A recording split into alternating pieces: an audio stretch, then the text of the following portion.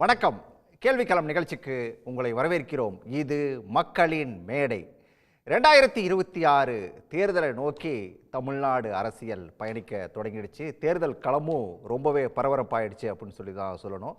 முதலமைச்சர் மு.க.ஸ்டாலின் திமுக தலைவர் தொண்டர்களுக்கு எழுதியிருக்கக்கூடிய ஒரு கடிதத்தில் மிக முக்கியமான ஒரு விஷயத்தை குறிப்பிட்டிருக்காரு. ஜூலை 1 முதல் ஓரணியில் தமிழ்நாடு அப்படின்னு சொல்லி பரப்புரையை தொடங்க போகிறதா முதலமைச்சர் மு.க.ஸ்டாலின் குறிப்பிட்டிருக்காரு. அதில் மிக முக்கியமாக அந்த கடிதத்தில் அவர் குறிப்பிட்டிருக்கக்கூடிய இன்னொரு விஷயம் தமிழ்நாட்டில் துரோகிகளுக்கு இடமில்லை அப்படின்னு சொல்லி தெளிவாக அதில் அவர் குறிப்பிட்டிருக்காரு. இது ஒரு மிக முக்கியமான ஒரு விஷயமாக பார்க்கப்படுது. சரி, இந்த பக்கம் எடுத்துக்கிட்டால் அதிமுகவை பொறுத்த வரைக்கும் மக்களை காப்போம், தமிழ்நாட்டை மீட்போம் அப்படின்னு சொல்லி ஜூலை 7 முதல் தமிழ்நாடு முழுக்க சுற்றுப்பயணத்தை தொடங்குறாரு அதிமுகவுடைய பொதுச் செயலாளர் எடப்பாடி பழனிசாமி. அதாவது அதிமுக கூட்டணியை பொறுத்த வரைக்கும் அங்கே பாஜக ஒரு பக்கம் கூட்டணி ஆட்சி தான் அப்படின்னு சொல்லி அமித்ஷா சொல்லிட்டு இருக்கிற நேரத்தில் எடப்பாடியோட மௌனம் அப்படிங்கிறது அதுவும் தொடர்ந்துட்டே இருக்கிற நேரத்தில் தான் இந்த பரப்புரை அப்படிங்கிறது தொடங்க இருக்காரு எடப்பாடி பழனிசாமி. ரெண்டு பேரோட, அதாவது முதலமைச்சரோட இந்த ஓரணியில் தமிழ்நாடு, எடப்பாடியோட மக்களை காப்போம், தமிழ்நாட்டை மீட்போம் அப்படிங்கிற இந்த பரப்புரை யாருக்கிட்ட இது இந்த ரெண்டில் எது மக்கள்கிட்ட எடுபட போகுது அப்படிங்கிறது ஒரு மிக முக்கியமான பிரதானமான கேள்வியாக இருக்குது. இது தொடர்பாக தான் இன்றைய கேள்விக்கள நிகழ்ச்சியில் விரிவாகவே பேசியிருக்கோம். விவாதத்தில் பங்கேற்க திராவிட முன்னேற்ற கழகத்திலிருந்து அதனுடைய செய்தி தொடர்பாளர் ராஜா தமிழ்மாறன், மூத்த வழக்கறிஞர் அக்னீஸ்வரன், இவர்களோடு பத்திரிகையாளர் பிரியன், அதே போல் அரசியல் விமர்சகர் ரமேஷ் சேதுராமன், இன்னும் சற்று நேரத்தில் அரசியல் விமர்சகர் ராஜகம்பீரன் அப்பாஸும் இணைய இருக்காரு. அனைவருக்கும் வணக்கம். நான் ராஜா தமிழ்மாறனோட முதல் பார்வையை கேட்கணும்னு நினைக்கிறேன். ஓரணியில் தமிழ்நாடு அப்படின்னு சொல்லிட்டு ஒரு பிரச்சாரத்தை, ஒரு பரப்புரையை ஜூலை 1 தொடங்க இருக்கீங்க. அதே நேரத்தில் தமிழ்நாட்டை மீட்போன்னு எடப்பாடி கிளம்புறாரு. எப்படி எடுத்துக்கிறது ரெண்டையும்? ஓரணியில் திரள்வோம் அப்படின்னு சொல்கிறதுக்கான காரணமே எடப்பாடி அவர்களுடைய அரசியல் முறைகள் மிகவும் தவறாக கடந்த காலத்தில் இருந்தது தான் மிகப்பெரிய காரணமாக நான் பார்க்குறேன். அவர் சொல்கிற நோக்கம், இன்றைக்கி அவர் அறிவிச்சிருக்கிற அந்த பேரணி போகிறதுக்கான ஒரு அறிவிப்பு, தமிழ்நாடு முழுக்க ஒரு டூர் போகிறோம்னு சொல்கிறாரு. மக்களை காப்போம், தமிழகத்தை மீட்போம் அப்படின்னு சொல்கிறாரு. உண்மையை சொல்லணும்னா அவர் பாரதிய ஜனதாக்கு எதிராக ஒரு ஸ்டேட்மெண்ட் கொடுத்த மனநிலையில் தான் நான் அதை பார்க்குறேன்.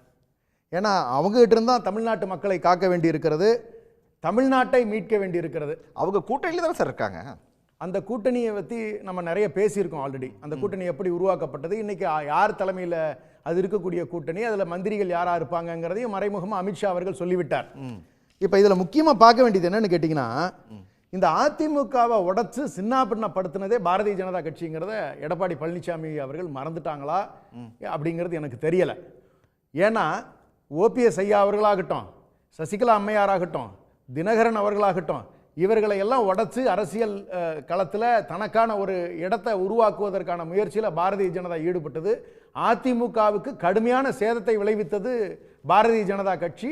அதற்கு முக்கிய பங்களித்தவர் அமித்ஷா அவர்கள் அப்படிங்கிறது அவருக்கு தெரிஞ்சும் அவரோட கூட்டணிங்கிறது எந்த விதத்தில் அது பொருந்தும்னு எனக்கு தெரியலை. உண்மையை சொல்லணும்னா அவர் என்ன சொல்லணும்னு கேட்டால், அதிமுக தொண்டர்களை காப்போம், அதிமுக கட்சியை மீட்போம் அப்படிங்கிற ஸ்டேட்மெண்ட் தான் அவர் கொடுக்க வேண்டியது முறையா இருக்கும். ஏன்னா இதை நான் சொல்லலை, அவங்க கட்சிக்காரர்களுடைய மனநிலை. பல பேர் நம்மளுடைய நண்பர்களாக இருக்காங்களே, அவங்க சொல்லும் பொழுது என்னண்ணே இப்படி போயிட்டு இருக்கு, மறுபடியும் நீங்கள் தானாட்டு இருக்க அப்படின்னு சொல்லும்போது அவன் கேட்குற, ஏதாவது எங்களுக்கு ஒரு விடிவு காலம் வந்துடாதான்னு பார்க்குறோம்னே அப்படின்னு சொல்லி அதிமுக தொண்டர்கள் பொறுமை ஆரம்பித்து விட்டார்கள். இதுதான் நிதர்சனமான இருக்கக்கூடிய கள நிலவரம் வச்சுக்கோங்களேன். ரைட். நான் அக்னியோட பார்வையும் கேட்டுறேன். நீங்கள் செய்ய வேண்டியது, அதாவது அதிமுக செய்ய வேண்டியது மக்களை காப்போம், தமிழ்நாட்டை மீட்போம் இல்லை, அதிமுக தொண்டர்களை காப்போம், அதிமுகவை மீட்போம், அதுதான் சரியா இருக்குன்னு சொல்லி ராஜா தமிழ்மாறன் குறிப்பிடுறாரு. மரியாதைக்குரிய திமுகவில் செய்தி தொடர்பாளர் திரு ராஜா தமிழ்மாறன் அவங்க சொல்றது இது என்ன அட்வைஸா இல்லை அன்பா சொல்றாருன்னு வச்சுக்கோங்களேன். அன்பா. அப்புறம் இன்னொன்று சொல்கிறாங்க, தமிழ்நாடு மாண்புமிகு முதலமைச்சர் திரு மு.க.ஸ்டாலின் அவர்கள் சொல்லியது என்னன்னு கேட்டிங்கன்னா, ஓரணியில் திரள்வோம் அப்படின்னு. ஏற்கனவே ஓரணியில் தானே இருக்கிறீங்க. அதுக்கு கீழே ஒரு லைன் ஒன்று இருக்குது, தமிழ்நாட்டில் துரோகிகளுக்கு இடமில்லை. சரி, ரைட்டு. எந்த துரோகத்தை சொல்கிறீங்க? 2021 தேர்தல் அறிக்கையில் வந்து நீட்டு விலக்குன்னு சொன்னீங்களே, அந்த துரோகத்தை சொல்லுவோமா?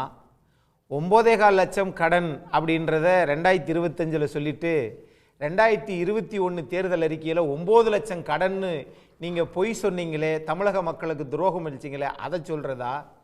1974 கச்சத்தீவை கொடுத்தது முன்னாள் முதலமைச்சர் டாக்டர் கலைஞர் கருணாநிதி அவர்கள். இது பொய்யான இன்றைக்கு ஆமா, உங்களுக்கு அது பொய் தெரிஞ்ச பிறகு இவர் உங்களுக்கு அது பொய். நீங்க பேசும்போது நான் அமைதியா இருந்தேன். நீங்க அமைதியா இருக்கிறதுக்கான பேசும்போது நான் காரணம் அமைதியா இருந்தேன். இல்ல, நான் சொன்னது சரியா இருந்தது, கமெண்ட் இருந்தீங்க. அதத்தான் சொல்றேன். நீங்க சொல்றது தப்பா இருக்கு, நான் அப்செக்ட் பண்றேன். இவ்வளவுதான் வித்தியாசம். ரைட். நீங்க கச்சத்தீவாக பல்வேறு விஷயங்கள், கச்சத்தீவை பொறுத்தவரை எவ்வளவு ஆதாரங்கள் இருக்கு. அன்றைக்கு முதலமைச்சர் யார்? அது மட்டும் சரி, இப்ப வருவோம். அதனால அன்னைக்கு கொடுத்துட்டு 74 கொடுத்துட்டு 2024 கச்சத்தீவை மீட்போம் என்று சொன்னீங்களே, அதை சொல்றீங்களா? எதை சொல்றீங்க? ஆகவே இதை மடைமாற்றம் செய்வதற்காக இவங்க இந்த ஸ்டாண்ட் எடுக்கிறாங்க. ஓரணியில் திரள்வோம்.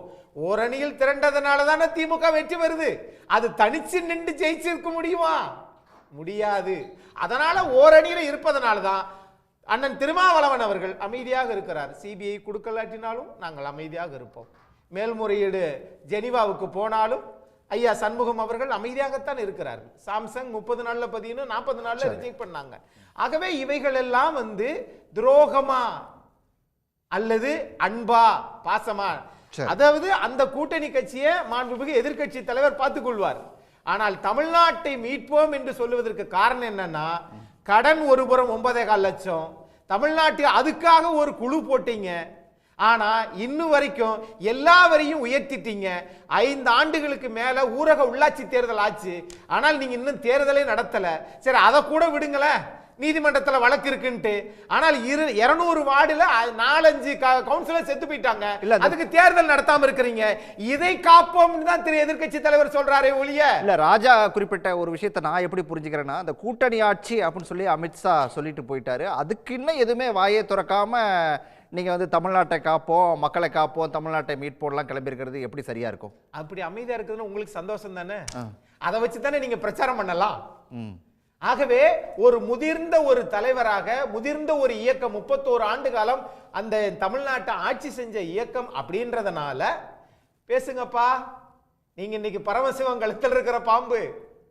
எத்தனையோ வேடங்களில், எத்தனையோ விஷயங்களில், எவ்வளவோ வார்த்தை பிரயோகங்களில் மாறுவீங்க. இன்னைக்கு ஒண்ணு பேசுவீங்க, நாளைக்கு ஒண்ணு பேசுவீங்க, அன்னைக்கு ஒண்ணு பேசுவீங்க. சொல்றாரு. ஆகவே யார குறிப்பிடுறீங்கன்னு கேக்குறாரு. எப்படி அதிமுக தானே நீங்க இப்ப சொன்னீங்க. உங்களுக்கு ஏன் தமிழ் மாறனுக்கு இல்லண்ணா என்ன வேணாலும் பேசுவீங்க, மாத்தி பேசுவீங்கன்னா அதிமுகவோட வழக்கம் அப்படியே. இல்ல பாஜகவை சொல்றாரு சார். பாஜகவை சொல்றாரு. கேள்வி கேட்கறதுக்கு முன்னாடி தமிழ் மாறனுக்கு ஏன் கேட்டாரு அவருடைய. இல்ல, அவர் அதிமுகவை கேக்குறாரு. நான் கேக்குறது பாஜகவை சொல்றீங்களா? ஆமா பாஜகவை சொல்றீங்களா? ஆமா. அதாவது நான் யார சொல்றேன் அப்படின்றது இருக்கட்டும். ஆனா உங்களை பொறுத்தளவுல இப்படி ஆயிருச்சு, இது அடமானம் வச்சுட்டாங்க, இது பண்ணிட்டாங்க அப்படின்னு சொல்லிட்டு இருக்கிறதே தானே நீங்க அரசியல் வெட்டி வெட்டிட்டே இருக்கீங்க. தமிழ்நாட்டுக்கு நீங்கள் செய்தது என்ன? நீட்டு விலக்கு வருமா வராதா? பழைய ஓய்வூதிய திட்டம் வருவி கொடுப்பீங்களா கொடுக்க மாட்டீங்களா? ஆகவே இவ்வளவு விஷயங்கள், இவ்வளவு விவரமானவர் தமிழ்மாறன் சார். மாற்றுத்திறனாளிகள் ஆசிரியர்கள் போராடிய நடத்திய போது அவங்களை ஏன் காவல்துறை வச்சு அடிச்சு இது பண்ணி போறீங்க? யார்? அதிமுக ஆட்சியில தானே நடந்தது. உங்க ஆட்சியில எப்ப சார் நடந்தது? நடக்கவே இல்லையா? நடக்கவே இல்லை. ஆசிரியர் போராட்டம் நடக்கவே இல்லை. ஆசிரியர் போராட்டங்கள் சிறு சிறு குழுக்கள அப்பப்ப அது வரத்தான் செய்யும். அது வரத்தான் செய்யும். உங்கள மாதிரி எஸ்மா டெஸ்மா போட்டு ஒரேடியா வீட்டுக்கு அம்சமா எல்லாரும் வீட்டுக்கு அம்சீங்களா? எஸ்மா டெஸ்மா போட்டவங்க தானே சார் நீங்க. அதெல்லாம் பழைய வரலாறு இல்ல சார். அதுனா வரலாறு. இது இப்ப நடந்த பழசுன்னா அது பழசு இல்லையா? பொறுத்தளவுல நீங்க ஓரணியில் திரள்றது இருக்கட்டும், அது உங்களுடைய அரசியல் வியூகமா இருக்கலாம். ஒரு ஆளுங்கட்சி 2017 இருந்து காவிரி இதுக்காக சேர்த்து ஒன்னா போராடினீங்கல்ல, காவிரி இதுக்காக போராடி அதுக்கப்புறம் தொடர் வெற்றி பெற்றுட்டீங்கல்ல, தொடர்ந்து தானே ஓரணியில் தானே இருக்கிறீங்க. நீங்க என்ன திரள போறீங்க? அப்ப ஒட்டுமொத்த தமிழ்நாட்டில் இருக்கக்கூடிய 6,23,00,000 வாக்காளர்கள் 2024 வாக்களிச்சிருக்காங்களே, அத்தனை பேரும் திமுகவையே ஆதரிங்க சொல்ல வராரா? சரி, ரமேஷ் சேதுராமன், உங்க பார்வை இதுல என்ன? 2 பேரோட அந்த பிரச்சார வியூகம் அப்படிங்கிறது வகுக்கப்பட்டிருக்குது. இதுல உங்க பார்வை என்ன? இல்ல, என்ன பொறுத்த வரைக்கும் இப்போ திமுக அவங்களுடைய பார்வை எப்படி அப்படின்னு நீங்க பாத்தீங்கன்னாக்க, இருக்கிற ஆட்சி தக்க கொள்ள வேண்டும் அப்படிங்கறதுல அவங்க முனைப்பு காட்டுறாங்க அப்படின்னு பார்க்கலாம். அதிமுக இந்த முறை நடுவில் ஒரு டேர்ம் இல்லை அப்படிங்கிற போது சற்று திரும்ப இந்த ரொட்டேஷன் அப்படிங்கிறதுக்கான பாசிபிலிட்டி இருக்கா அதை எப்படி செய்வது அப்படிங்கிற முறையில அவங்க பண்றாங்க அப்படின்னு பார்க்கணும். இந்த மொத்த விவகாரத்திலும் நீங்க பார்க்க வேண்டியது திமுக அவர்கள் சம்பாதித்து வைத்திருக்கக்கூடிய மக்கள் வெறுப்பு, அதாவது மக்கள் வெறுப்புன்னு சொன்னா ஆன்டி இன்கும்பன்சி. இந்த ஆன்டி இன்கும்பன்சி எந்த ஆஸ்பெக்ட்ல இருக்கு, எப்படி இருக்கு அப்படிங்கிறது ஒரு முக்கியமான விஷயம். அதை எப்படி ஹேண்டில் பண்றது அப்படிங்கறத அவங்க பார்ப்பாங்க. அதுக்காக பரப்புரைகள் எந்தெந்த வகையில பண்ணலாம்னா எதிர்த்தரப்பை எப்படி வீக் பண்றது அப்படிங்கிற முறையில அவங்கள மக்கள் நலன் அவங்களுக்கு அக்கறை இல்லைங்கிறதுல இருந்து ஆரம்பிச்சு பல விஷயம் சொல்லுவாங்க. அதே நேரத்துல அதிமுக தரப்புல இருந்து என்ன சொல்றாங்க அப்படின்னாக்க இதுவரை இந்த 4 ஆண்டுகள் ஆட்சியில என்னென்னலாம் தவறுகள் நடைபெற்றிருக்கு, எப்படியாக மக்கள் இதுக்கு அவங்க கொடுத்த வாக்குறுதியை நிறைவேற்றல, மக்களுக்கு எதிராக இவங்க செயல்பட்டிருக்காங்கிறதுல இருந்து ஆரம்பிச்சு பல விஷயங்களை சொல்லுவாங்க. இது மட்டும் இல்லாமல் கூட்டணிகள், ஒருத்தருக்கு ஒருத்தர் கூட்டணிகளை மாற்றி சொல்லுவது, அதே மாதிரி இந்த கூட்டணிக்குள் இருக்கக்கூடிய கட்சிகளுக்கு எதிராக பேசுவது, இந்த மாதிரியான விவகாரத்தை தான் பண்ணுவாங்க. இதுதான் பண்றாங்கிறத நம்ம பாக்குறோம், வேற ஒண்ணும் கிடையாது. இல்ல அதே நேரத்துல இந்த அதிமுக பாஜக கூட்டணிக்குள்ள இருக்கக்கூடிய குழப்பங்கிறதே தீர்ந்த பாடு இல்லையே. இல்ல குழப்பம்லாம் ஒண்ணுமே கிடையாதுங்க. எங்க கூட்டணி நம்ம உறுதியாயாச்சு. முதல்வருங்கிறவர் டெஃபினட்டா அதிமுகல இருந்துதான். மாநிலத்தை பொறுத்த வரைக்கும் அதிமுக தலைமையில தான் கூட்டணி. சார் அதுல ஒரு சந்தேகம், அதுல ஒரே ஒரு சந்தேகம், அதான் முதல்வர்ங்கிறது அதிமுகவில் இருந்துதான் அப்படின்னு சொல்லிட்டு இப்போ ரமேஷ் சேதுராமனும் குறிப்பிடுறீங்க, அமித்ஷாவும் அதிமுகவில் இருந்து ஒருத்தர் முதலமைச்சர்னு சொல்லி அமித்ஷாவும் குறிப்பிட்டிருக்காரு. அது எடப்பாடி பழனிசாமி ஏன் குறிப்பிட மாட்டேங்கிறீங்க? இல்ல இப்ப எப்படி இருக்குன்னா, உங்க கூட்டணியில நீங்க ஒரு வாட்டி தினம் சொல்லணும், இன்னைக்கு வரைக்கும் எடப்பாடி அவர்கள் தான், நாளைக்கு எடப்பாடி அவர்கள் தான், நாளைக்கு எடப்பாடி அவர்கள் தான் சொல்லணுங்கிற மாதிரி இருக்கு. இது எப்படி இருக்குன்னு வியப்பா இருக்கு. ஏன் காரணம்னாக்க அவங்களுடைய கட்சி என்னோட கேள்விங்கிறது, கல்யாணம் நடக்குங்க, மாப்பிள்ளை எப்ப வேணாலும் மாத்துவோம், அதுதான் பாஜகவோட திட்டமா? அப்படி இல்ல இல்ல அப்படி கிடையாது. ரொம்ப சிம்பிள்ங்க. அவங்களுடைய கட்சி, அவர்கள் யாரு முதல்வர்ங்கிறத அவங்க கட்சி முடிவு செய்யும். As simple as that. அது எடப்பாடி அவர்கள் தான், எடப்பாடி அவர்கள் தான், அவ்வளவுதான். இதுல என்ன கன்ஃபியூஷன் இருக்குன்னு எனக்கு புரியல.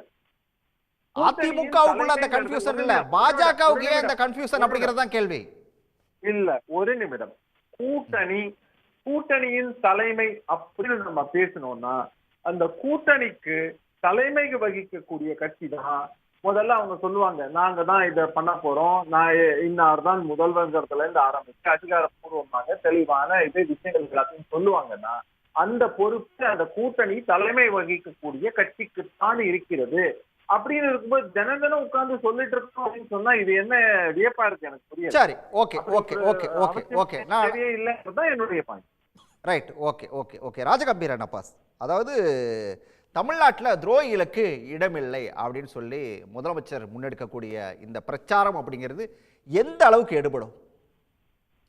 தமிழ்நாட்டினுடைய முதலமைச்சர் தன்னுடைய நலத்திட்டங்களை நம்பி, தங்களுடைய கூட்டணியினுடைய வலிமையை நம்பி ஒரு அரசியல் பயணத்தை மேற்கொள்கிறார். அதிமுக அதற்கு நேர்மாறாக அவங்க கிழிஞ்சதை தைக்கவே நேரம் இல்லாமல் இருக்காங்க. அவர்கள் கட்சியில ஏற்கனவே உடைந்தது போய் இப்ப மறுபடியும் முதலமைச்சர் வேட்பாளர் யாருங்கிறத யாரு முடிவு செய்யறது? இதை விட ஒரு ஜனநாயகத்தினுடைய வீழ்ச்சி ஒரு கட்சிக்கு இருக்க முடியுமா? ஒரு கேள்வி இருக்கிறது. யார் முதலமைச்சர் வேட்பாளர் என்பதை யார் முடிவு செய்வது? நாடாளுமன்ற தேர்தல் நடக்க போதா?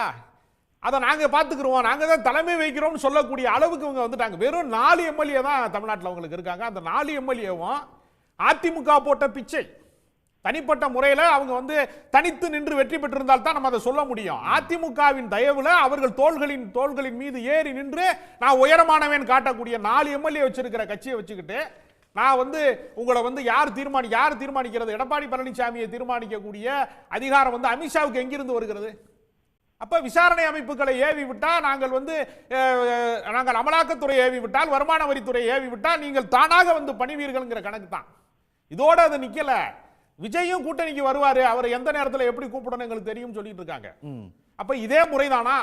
நான் என்ன கேட்கிறேன்னா, அதிமுக என்கிற கட்சி பொதுக்குழுவை கூட்டி, செயற்குழுவை கூட்டி, மாவட்ட செயலாளர்கள் எல்லாரும் ஒரு மனதாக தீர்மானம் இயற்றி பாஜகவோடு கூட்டணி போனாங்களா? திடீர்னு அவர் விமானம் ஏறாரு, திடீர்னு போறாரு, அந்த காரில் ஏறினாரு, இந்த காரில் ஏறினாருன்னு சொல்லிக்கிறாங்க. திடீர்னு போனா ராத்திரில போய் அமித்ஷாவை சந்திக்கிறாரு. ஏன் கொல்லைப்புறமாக சந்தித்தாருங்கிற ஒரு கேள்வி இருக்கலாம். பத்திரிகையாளர்களை சந்திக்கிற போது நான் இன்ன காரணத்திற்காகத்தான் வந்திருக்கிறேன் கூட அவரால் சொல்ல முடியல. அதனால அதிமுக என்பது தமிழ்நாட்டு அரசியலிலே திமுக அதிமுக என்பது ஒரு நதிக்கு 2 கரைகளை போல இருந்தது. இந்த திமுக மீது அதிருப்தி வருகிற போதெல்லாம் அதிமுக ஆட்சிக்கு வரும், அதிமுக மீது அதிருப்தி வருகிற போதெல்லாம் திமுக ஆட்சிக்கு வரும். இதுதான் இன்றைய காலங்காலமாக இருக்கிறது. ஒரு 75 ஆண்டு கால அரசியல் வரலாற்றில் திமுக அதிமுக தோன்றிய இந்த 52 ஆண்டுகள்ல அரை நூற்றாண்டு கடந்து இப்படி ஒரு இழிவை அந்த நதி கரைகளா இல்லையா? எப்படி இப்ப நீங்க சொல்ற அந்த நதி கரைகளா இன்னொரு பக்கம் அதிமுக ஒரு கரையை பாஜக உடைக்குது. அதுதான் ஒரு பக்க கரையை பாஜக உடைக்கிறது. நான் தான் அதிமுகவை விட பெரிய கட்சி, நான் தான், நாங்க தான் தலைமை ஏற்போம் என்று சொல்லக்கூடிய தைரியத்துக்கு அவங்க வந்துட்டாங்க. அதாவது பேரறிஞர் அண்ணா அவர்கள் சொன்னாங்க, கொள்கை என்பது நமக்கு வேட்டி மாதிரி, பதவி என்பது நமக்கு தோள் மேல கிடக்கிற துண்டு மாதிரி. ஆனா இன்னைக்கு அதிமுகவினுடைய வேட்டி பறக்குது, காத்துல பறக்குது. கொள்கையற்ற கட்சியாக அது மாறிவிட்டதா என்கிற கேள்வியை கேட்க வேண்டியிருக்கிறது. மத்திய அரசாங்கத்தின் மூலமாக அவர்கள் திணிக்கக்கூடிய எல்லா கோட்பாடுகளையும், எல்லா விதமான மக்கள் விரோத திட்டங்களை பூராமே என் கட்சியை கொடுத்தீங்க. அது அன்றைய மத்திய அரசாங்கம். சரி, ஏன் நீட்டை திணிச்சிங்க, ஏன் நீட்டை நிறுத்த முடியல உங்களால? எல்லாமே மத்திய அரசாங்கத்தின் அதிகாரத்துக்கு உட்பட்டதை பூரா மாநில அரசை பார்த்து கேட்கறாங்க. நான் என்ன சொல்றேன், நான் சுருக்கமா சொல்றேன், கோழி தான் முட்டை போடும், சேவல் ஏன் முட்டை போடலன்னு கேட்கறது தான் அது. நீட்டை ஏன் நீங்க நிறுத்தலைன்னு கேட்கறது, சேவல் ஏன் முட்டை போடலன்னு கேட்கிற மாதிரி அது. அதிகாரம் இல்லையில. தமிழ்நாடு முதலமைச்சருக்கு நீட்டை ரத்து செய்யக்கூடிய அதிகாரம் இருந்தா ஒற்றை கையெழுத்துல அவர் உடனே நீக்கிற மாட்டாரா? வந்தா ரத்து செய்வோம் சொன்னது சேவலா இல்ல முட்டையா? இருங்க, அத ஜனாதிபதி ஒப்புதல் கொடுத்திருந்தா ஜனாதிபதி ஒப்புதல் கொடுத்திருந்தா முடிஞ்சிருக்கும் இல்லனா? ஏன்னா ஒப்புதல் கொடுக்கல? நான் என்ன கேக்குறேன், ஒரு தீர்மானத்தை நிறைவேற்றி சார்பாக எடப்பாடி பழனிசாமி கோரிக்கை வச்சு நீட் தேர்வை விலக்கு வாங்கி கொடுங்க. திமுக நாளதான முடியல. திரு ராஜகம்பீரன் அப்பாஸ் அவர்கள் தமிழ்நாடு முதலமைச்சர் திரு மு.க. ஸ்டாலின் மாநில முதலமைச்சருக்கு அதிகாரம் இல்ல. சொன்னீங்க சட்டமன்றத்தில் போய் பேசுறீங்களா? சார் நாங்க போய் பேசல சார். நான் தயவு செஞ்சு வரேன் சார். ஜனாதிபதிக்கு நாங்க அம்சத நீங்க ஒப்புதல் கொடுத்தா வேலை முடிஞ்சிருக்கும்ல? சார் நாங்க அதை பேஸ் பண்ணி தானே நாங்க கொடுத்ததே. அப்புறம் ஏன் ஆட்சிக்கு வருகிறோம் 40 நாடாளுமன்ற உறுப்பினர் ஏன் வர முடியல? அதனால தானே நாங்க பேசுறோம். நீங்க ஜனாதிபதி வச்சு நீங்க செய்யலல்ல? அதான் வெறும் பேச்சு தான் கிடையாது, செயல்பாட்டுல இருக்கு. செய்ய விருப்பம் இல்ல, செய்ய விருப்பம் இல்ல, செய்ய விருப்பம் இல்லாத ஒன்றிய அரசு, செய்ய விருப்பம் இல்லாத ஒன்றிய அரசு எப்படி சார்? அதனால தான் நாங்க 2 தடவை தீர்மானம் நிறைவேற்றோம். நீங்க அதிமுக அரசுல தீர்மானம் நிறைவேற்றி 2 வருஷம் கழிச்சு ரிட்டர்ன் வந்ததையா சொல்லாம வச்சிருந்தீங்கல்ல? அது மாதிரி அயோக்கியத்தனம் நடந்துச்சாங்க. சொல்லுங்க நீங்க.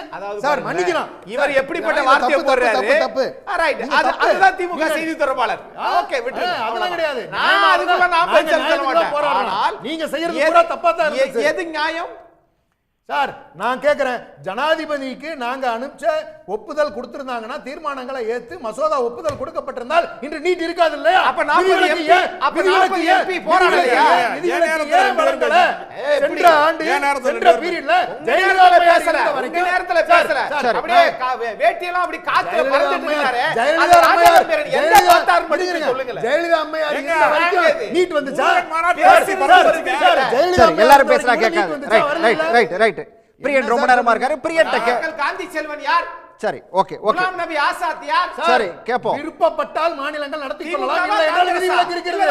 விதிவிலக்கு இருந்தது, தமிழ்நாட்டுக்கு விதிவிலக்கு இருந்தது. இப்ப ஏன் பெற முடியல? இல்ல, பெற முடியல. நீங்க கொடுக்கல, பாரதிய ஜனதா கொடுக்கல. அதிமுக கொடுத்துச்சே. எங்க கொடுத்துச்சு? என்னத்த கொடுத்துச்சு? நேஷனல் மெடிக்கல் கவுன்சில் அப்ரூவ் பண்ணாங்க. சரி. நேஷனல் மெடிக்கல் கவுன்சில் நீங்க தான் அப்ரூவ் பண்ணீங்க. பில்லா எப்படி பாஸ் பண்ணீங்க? நீங்க தான் பண்ணீங்க. இதுல இருந்து தப்பிக்கிறதுக்கு பாஸ் பண்ண பாருங்க. பாஜக கூட்டணியை பாருங்க. இது நடந்து தமிழ்நாட்டுல வந்து துரோகம் பண்றாரு பாருங்க. நீங்க செய்யறதெல்லாம் பச்சை யோகியத்தனம். மக்கள் அதிருப்தியில் இருக்காங்க. கேட்டுருவோம். மக்கள் அதிருப்தியில் இருக்காங்க அப்படின்னு சொல்றாரு அக்னி சார். பிரியன் சார், உங்ககிட்ட தான் நான் முன்னாடியே வந்தவங்க கிட்ட, அதாவது தமிழ்நாட்டை மீட்போம் அப்படின்னு சொல்லி எடப்பாடி குறிப்பிட்டிருக்காரு. அதே நேரத்தில் இந்த பக்கம் அந்த கூட்டணி ஆட்சி குறித்த சர்ச்சைங்கிறது அது ஒரு பக்கம் போயிட்டே இருக்குது. கூட்டணி ஆட்சி இருந்தா என்ன தப்புன்னு சொல்லி அந்த கூட்டணியில் இருக்கக்கூடிய ஜி.கே. வாசன் ஒரு பக்கம் கேட்கிறாரு. இதையெல்லாம் எப்படி எடுத்துக்கிறது சார்? இல்லை, நான் ஏற்கனவே முதல்லயே சொன்ன மாதிரி அடிப்படையில் திமுகவுடைய அந்த ஜூலை 1க்கு அப்புறம் அவங்க செயல்பாடுகளும் எடப்பாடி வச்சிருக்கிற செயல் திட்டமும் ரெண்டும் வேற ஆக்சுவலாக. இது கீழ்த்தட்டில் ஒவ்வொரு ஃபேமிலியாக அணுகி திமுகவுடைய சாதனைகளை சொல்கிறது, திமுகவுக்கு உறுப்பினர்களை சேர்க்கறது, இந்த மாதிரி விஷயங்கள்லாம் 68,000 பூத்தில் போயிட்டு அங்கே இருக்கிற பூத் கமிட்டி மூலமாக மக்களை இண்டிவிஜுவலாக கான்டாக்ட் பண்ணி திமுகவோட சாதனைகளை சொல்கிறது, 30% உறுப்பினர்களை வாக்காளர்களை உறுப்பினர்களை சேர்க்கறதுன்னு கிரவுண்ட் லெவலில் வேலை செய்கிறாங்க. ஆனால் இவர் வந்து பயணம் போகிறாரு. இவர் ரோட் ஷோ மாதிரி ஒரு பயணம் போகிறாரு. அந்த பயணத்தில் வந்து திமுக ஆட்சியை பற்றிய குறைகளெல்லாம் அவர் சொல்லுவார். சட்டம் ஒழுங்கு பிரச்சனை போன்ற பல பிரச்சனைகள் என்னென்ன இப்போ சொல்லிட்டு வர்றாரோ அதெல்லாம் அவர் சொல்லுவார். அது ஒரு பக்கம் இருக்குது. பட் இது ரெண்டுத்துக்குமே வித்தியாசம் இருக்குது. திமுக வந்து அதன் தலைவர் ஸ்டாலின் அவர்கள் அவ்வப்போது மாவட்டங்களுக்கு விசிட் பண்ணுறாரு, ரோட் ஷோ நடத்துகிறாரு, அங்கங்கே மீட்டிங்கில் பேசுகிறார். பட் இவர் வந்து தொடர்ந்து ஒரு பயணம் போகிறாரு. கிட்டத்தட்ட ஒரு தேர்தல் பயணம் மாதிரியே இவர் ஆரம்பிச்சிருக்காருன்னு தான் பார்க்கணும். இவர் தேர்தல் பயணம் மாதிரியே இப்போ ஆரம்பித்து போகிறதுல வந்து எந்த விதமான இதுவும் கிடையாது. அவர் போகலாம். ஆனால் அது போகிறதுக்கு முன்னாடி அவர் நிறையா விஷயங்களை கிளாரிஃபை பண்ண வேண்டிய அவசியம் இருக்குது. அவர் வந்து மக்களை காப்போம் அப்படின்னா யார்கிட்டேருந்து மக்களை காக்க போகிறார்? இப்போ தமிழ்நாட்டு மக்களை வந்து பாஜகட்டேருந்து காக்க வேண்டிய அவசியம் நிறையா இருக்குது. ஏன்னா பாஜக வந்து நிதி கொடுக்காம முடக்கி வச்சுருக்காங்க. கல்விக்கு நிதி கொடுக்க மாட்டேன்றாங்க, மகாத்மா காந்தி ஊரக வரவேற்பு நிதி கொடுக்க மாட்டேன்றாங்க, மெட்ரோ ஸ்கீமுக்கு நிதி கொடுக்க மாட்டேன்றாங்க, பல விஷயங்களுக்கு நிதி கொடுக்க மாட்டேன்றாங்க. ஸோ இந்த மாதிரி நிதி கொடுக்காத விஷயத்தில், மக்களை வஞ்சிக்கிற விஷயத்தில், கவர்னர் மூலமாக பல விஷயங்களை பண்ணுற விஷயத்தை, பல நிர்வாக சிக்கல்களை உண்டாக்குற விஷயத்திலலாம் வந்து பார்க்கும்பொழுது மக்களை வந்து மத்திய பாஜக அரசாங்கத்திலிருந்து காக்க வேண்டிய அவசியம் இருக்குது. அப்போ அந்த பாஜகவோட கூட்டணி வச்சிருக்கிற அதிமுக அதுக்கு ஒரு லயபிலிட்டி வந்து சேருது. பாஜக செய்கிற ஆக்ஷன்ஸுக்கெல்லாம் அவங்க சப்போர்ட் பண்ண வேண்டிய அல்லது அதை வந்து கண்டுக்காமல் போக வேண்டிய கட்டாயத்துக்கு அவங்க உள்ளாராங்க. அந்த லயபிலிட்டி, பாஜக லயபிலிட்டி முழுக்க அதிமுகவுக்கு வருது. அப்போது நீங்கள் பயணம் போகும்போது மக்கள் மனசில் ஒரு எண்ணம் இருக்கும். தமிழ்நாட்டு மக்களுக்கு இவ்வளவு துரோகம் செய்கிற பாஜகவுக்கு அதிமுக கூட்டணி பாஜகவுடன் அதிமுக கூட்டணி வைக்க வேண்டிய அவசியம் என்னன்ற ஒரு கேள்வி வரும். அந்த கேள்விக்கான விடையை வந்து சரியாக சொல்லணும். எடப்பாடி அவருடைய பயணத்தில் வந்து ஜஸ்டிஃபை பண்ணணும். Why I have alliance with BJP வந்து மாநில அரசுக்கு என்னென்ன பண்ணியிருக்குன்னு திமுக ஒரு பக்கம் பட்டியல் போடுவாங்க. நீங்கள் வந்து ஏன் நாங்கள் பாஜகவோட கூட்டணி வச்சோன்றதுக்கு நீங்கள் ஜஸ்டிஃபை பண்ணி பல ரீசன்ஸு நீங்கள் சொல்ல வேண்டிய அவசியம் இருக்குது. அதே சமயம் நீங்கள் இன்னொரு விஷயத்தை மக்களுக்கு கிளாரிஃபை பண்ண வேண்டியிருக்கு. அது பண்ணாத நீங்கள் போனீங்கன்னா மக்கள் வந்து நிச்சயமாக உங்களை பற்றிய பார்வையை வந்து மாற்றிக்கொள்வார்கள். உண்மையான விஷயம் என்னென்னா, நீங்கள் அமைக்க போகிறது பாஜக தலைமையிலான அரசா, இல்லை உங்கள் தலைமையிலான அரசா, இல்லை பாஜக கூட்டணி அரசா, இல்லை அந்த மாதிரி பாஜக பங்கு பெறும் அரசா, இந்த என்ன அரசு அமைய போகுது? உங்கள் தலைமை, நீங்கள் முதலமைச்சர், கூட்டணி கட்சிகள் சேர்ந்தவங்களும் அமைச்சர்களாக இருப்பாங்களா? கூட்டணி அரசாங்கமா, இல்லை அஇஅதிமுக அரசா? இதை நீங்க கிளாரிஃபை பண்ணாத நீங்க வந்து உங்க பயணத்தை மேற்கொண்டீங்கன்னா நிச்சயமாக மக்களுக்கு ஒரே ஒரு கேள்வி வரும். உங்க பிரச்சாரம் யாருக்கானது? உங்க பிரச்சாரம் அஇஅதிமுக என்ற தனிப்பட்ட கட்சிக்கானதா, இல்ல கூட்டணிக்கானதா? கூட்டணி ஆட்சிக்கு வர வேண்டும் என்ற அந்த கோரிக்கைக்காக உங்கள் பிரச்சாரமா, இல்ல அஇஅதிமுக என்ற தனிப்பட்ட கட்சி ஆட்சிக்கு வர வேண்டும் என்ற உங்கள் பிரச்சாரமா? இந்த ரெண்டு பாயிண்ட்ல நீங்க கிளாரிஃபை பண்ண வேண்டிய அவசியம் இருக்கு. இப்போ மறுபடியும் அமித்ஷா வந்து திருப்பி வந்து தேசிய ஜனநாயக கூட்டணி. அப்போ தெளிவாக சொல்லுங்க, தமிழ்நாட்டில் அஇஅதிமுக ஆட்சி தான், அஇஅதிமுக கூட்டணி தான், தேசிய ஜனநாயக முன்னணி கிடையாது. தமிழ்நாட்டில் வந்து தேசிய ஜனநாயக முன்னணி அரசு அமைச்சா கூட அதில் வந்து மற்ற கட்சிகளோட பங்களிப்பு இருக்காது. அவங்க சொல்கிறாங்க பாஜக பங்கு இருக்குன்னு அமித்ஷா சொல்கிறார். அப்போது இந்த விஷயத்தெல்லாம் நீங்கள் கிளியர் பண்ணாத ஒரு பயணத்தை நீங்கள் மேற்கொண்டீங்கன்னா மக்களுடைய பார்வை உங்களை பற்றி வித்தியாசமாக இருக்கும். ஏன்னா பாஜகவும் பங்கு கொள்கிற, அதை பற்றி நீங்கள் கிளாரிஃபை பண்ணாத, பாஜகவும் பங்கு கொள்கிற ஒரு அரசுன்னு பார்க்கும்பொழுது மக்களுடைய பார்வையில் உங்கள் கூட்டணிக்கான ஆதரவு என்பது சற்று பின்னடைவை சந்திக்கக்கூடிய வாய்ப்பு இருக்கிறது. அப்போது நீங்கள் தெளிவாக சொல்ல வேண்டிய விஷயம் இருக்குது. ஏன் நீங்கள் பாஜகவோட 26 வரையும் கூட்டணியில் போகவே மாட்டேன்னு சொன்ன நீங்கள் ஏன் பாஜகவோட இந்த எலெக்ஷனில் கூட்டணி வச்சிங்க? அப்படி கூட்டணி வச்ச நீங்கள் கூட்டணி அதிகாரத்தில் பங்கு கொடுக்கறதுக்கு ஒப்புக்கொள்கிறீர்களா? பாஜகவும் பங்கு பெறக்கூடிய ஆட்சி தான் இங்கே நடக்க போகிறதா? உங்களுக்கு மெஜாரிட்டி வந்தால் கூட நீங்கள் பாஜக அமைச்சர்களை நீங்கள் வச்சுப்பீங்களா? இதெல்லாம் நீங்கள் கிளாரிஃபை பண்ணாமல் திமுக அரசோட சட்டம் ஒழுங்கு பிரச்சனையோ, இல்லை வேறு பல பிரச்சனைகளோ, இல்லை வாக்குறுதி நிறைவேற்றாத பிரச்சனைகளோ, பல பிரச்சனைகள் திமுக அரசாங்கத்துக்கு தான் நீங்கள் சொல்லலாம். நிறைய விஷயங்கள் இருக்குது, அது வேறு விஷயம். ஆனால் அதெல்லாம் சொன்னால் கூட இந்த விஷயத்தில் கிளாரிட்டி இல்லாமல், ஒரு தெளிவான ஒரு அபிப்பிராயம் உங்ககிட்ட வராத போது மக்கள் உங்களை நம்ப மாட்டார்கள். அது தெளிவான விஷயம். அதனால தயவு செய்து உங்கள் பயணத்தில் நல்லா கிளாரிஃபை பண்ணுங்க. இப்போ நீங்கள் வாய மூடின்னு கம்முன்னு பேசாமல் இருக்கீங்க. உங்கள் பயணத்தில் நீங்கள் கிளாரிஃபை பண்ண வேண்டியது, 26 வரையும் நான் கூட்டணி வைக்க மாட்டேன் என்று சொன்ன பாஜகவுடன் ஏன் கூட்டணி வைத்தேன்? என்னால் ஏன் மெகா கூட்டணி அமைக்க முடியாமல் இன்று வரை நான் தடுமாறுகிறேன்? அதுக்கு பதில் சொல்லுங்க. மூணாவது, நான் அமைக்க போவது அதிமுக ஆட்சி மட்டும்தானா, இல்லை அதில் பாஜகவும் பங்கு பெறும், அதில் வேறு பல கூட்டணி கட்சிகளும் பங்கு பெறும், அந்த கூட்டணி ஆட்சி தான் அமைக்க போகிறேனா? அதையும் நீங்கள் மக்கள்கிட்ட தெளிவாக்கணும். இதை தெளிவாக்காத உங்கள் பயணம் அது பயனற்றதாக போகும் என்பது என் கருத்து. ரைட். அக்னீஸ்வரன்ட்ட தான் இதுக்கான பதிலை நான் கேட்கணும். பிரியன் வந்து மிக முக்கியமான சில கேள்விகளை முன் வச்சாரு. பிரியன் அக்னி, அதாவது வந்து நீங்கள் தமிழ்நாட்டை மீட்போம் மக்களை காப்போங்கிறதெல்லாம் அப்புறம் இருக்கட்டும் ஒரு பக்கம், முதல்ல இந்த சந்தேகங்களுக்கெல்லாம் பதில் சொல்லுங்கள் அப்படின்னு சொல்லி சில சந்தேகங்களை கேட்டார். நான் அதை திரும்ப ரிப்பீட் பண்ண வேண்டிய அவசியம் இல்லை, நீங்களும் கேட்டிருப்பீங்க, அதுக்கான பதிலுக்கு வாங்க. மூத்த பத்திரிகையாளர் பிரியன் சார் சொன்னது அதிமுகவினுடைய பொதுச் செயலாளருக்கு பல கேள்விகளை வச்சிருக்கிறார். ஆனால் ஒரு தராசு தட்டு மாதிரி திமுகவில் கூட்டணியில் ஆட்சி அதிகாரத்தில் பங்குன்னு கேட்டாங்களே விடுதலை சிறுத்தைகள் கட்சியினுடைய துணை பொதுச் செயலாளர். அவ்வளவு நேரம் கேள்வி கேட்டது ஒரே செகண்ட் நீங்க வந்து திமுக வந்து கேள்வியை கேளுங்க. அதுக்கு முன்னாடி பிரியன் கேட்ட கேள்விகளை வந்து நான் வேணா ஒவ்வொன்றா ரிப்பீட் பண்றேன். அதற்கான பதில நேரடியாக சொல்லிருங்க. விஷயத்துக்கு போயிருவோம். நீங்க கேளுங்க சார், நான் சொல்றேன். ஓகே. அது 2026 தேர்தலையும் பாஜகவோட கூட்டணி இல்லைன்னு சொன்ன எடப்பாடி இப்ப பாஜகவோட கூட்டணி வைக்கிறதுக்கு என்ன காரணம்? முதல் கேள்வி. கூடா நட்பு கேடாய் முடியும்னு சொன்னாங்களே, இன்னும் வரைக்கும் ஒரே இதில் இருக்கிறாங்களே, அத கேள்விக்கு தமிழ்மாறன் சார் பதில் சொல்லுவாரு. ஒண்ணா அது மாதிரி தான் அரசியல் கட்சியை பொறுத்தளவுல மாநிலத்தை சார் நம்ம நாட்டுடைய கேள்விக்கு பதில் சொல்லுங்க சார். அது வந்து திமுக பத்தி கேள்வி கேக்குறீங்க. சார் இருங்க சார், இருங்க சார், நேரடியா கேக்குறாரு சார், இருங்க சார். இந்த கேள்விக்கு பதில் சொல்லுங்க முதல்ல. நேரடியான கேள்விக்கான பதிலா இருந்துச்சு. நல்லா இருக்கும். ரெண்டே மாசத்துல எப்படி நல்லா இருக்கும், நல்லா எப்படி இருக்கும். மாறுச்சு? அந்த சரி, பதில் அதுக்கு சொல்லுங்க, வாங்க. இல்ல தெளிவுபடுத்துங்க. ராஜாவுக்கு அப்புறம் நீங்க கேள்வி கேளுங்க. பிரியன் கேட்ட கேள்விக்கான பதிலுக்கு முதல்ல வாங்க. ஏன்னா இதை நான் எடப்பாடியை பார்த்து கேட்க முடியாது, அதனால நான் உங்களை பார்த்து கேட்கறேன். வாங்க. கேட்டுட்டீங்களே, சரி சொல்லுங்க. எல்லாம் பாப்பாரு. Okay right. 98.5% நீங்க சொன்னதை செய்யல, தேர்தல் வாக்குறுதி அவங்களுக்கு கணக்கு தப்பா போட்டுட்டாங்கன்னு சொன்னாங்களே, அதையெல்லாம் பெரிய ஐயா சண்முகம் சொன்னாரு, மார்க்சிஸ்ட் கம்யூனிஸ்ட் கட்சி. அதெல்லாம் வந்து கேட்க மாட்டாரோ? இப்ப இதற்கான பதில் இல்ல. சரி, இரண்டாவது கேள்வி போ. இரண்டாவது கேள்வி இல்ல ரைட். இந்த கேள்விக்கு பதில் கட்சியுடைய தலைவர்கள் அதிமுக செய்தி தொடர்பாளர்கள் சொல்லுவாங்க சார், கொடுக்க முடியாது, பதில் கொடுக்க முடியாத நிலையில இருக்காரு. நீங்க அவர்ட்ட பதில் இருந்தா தான்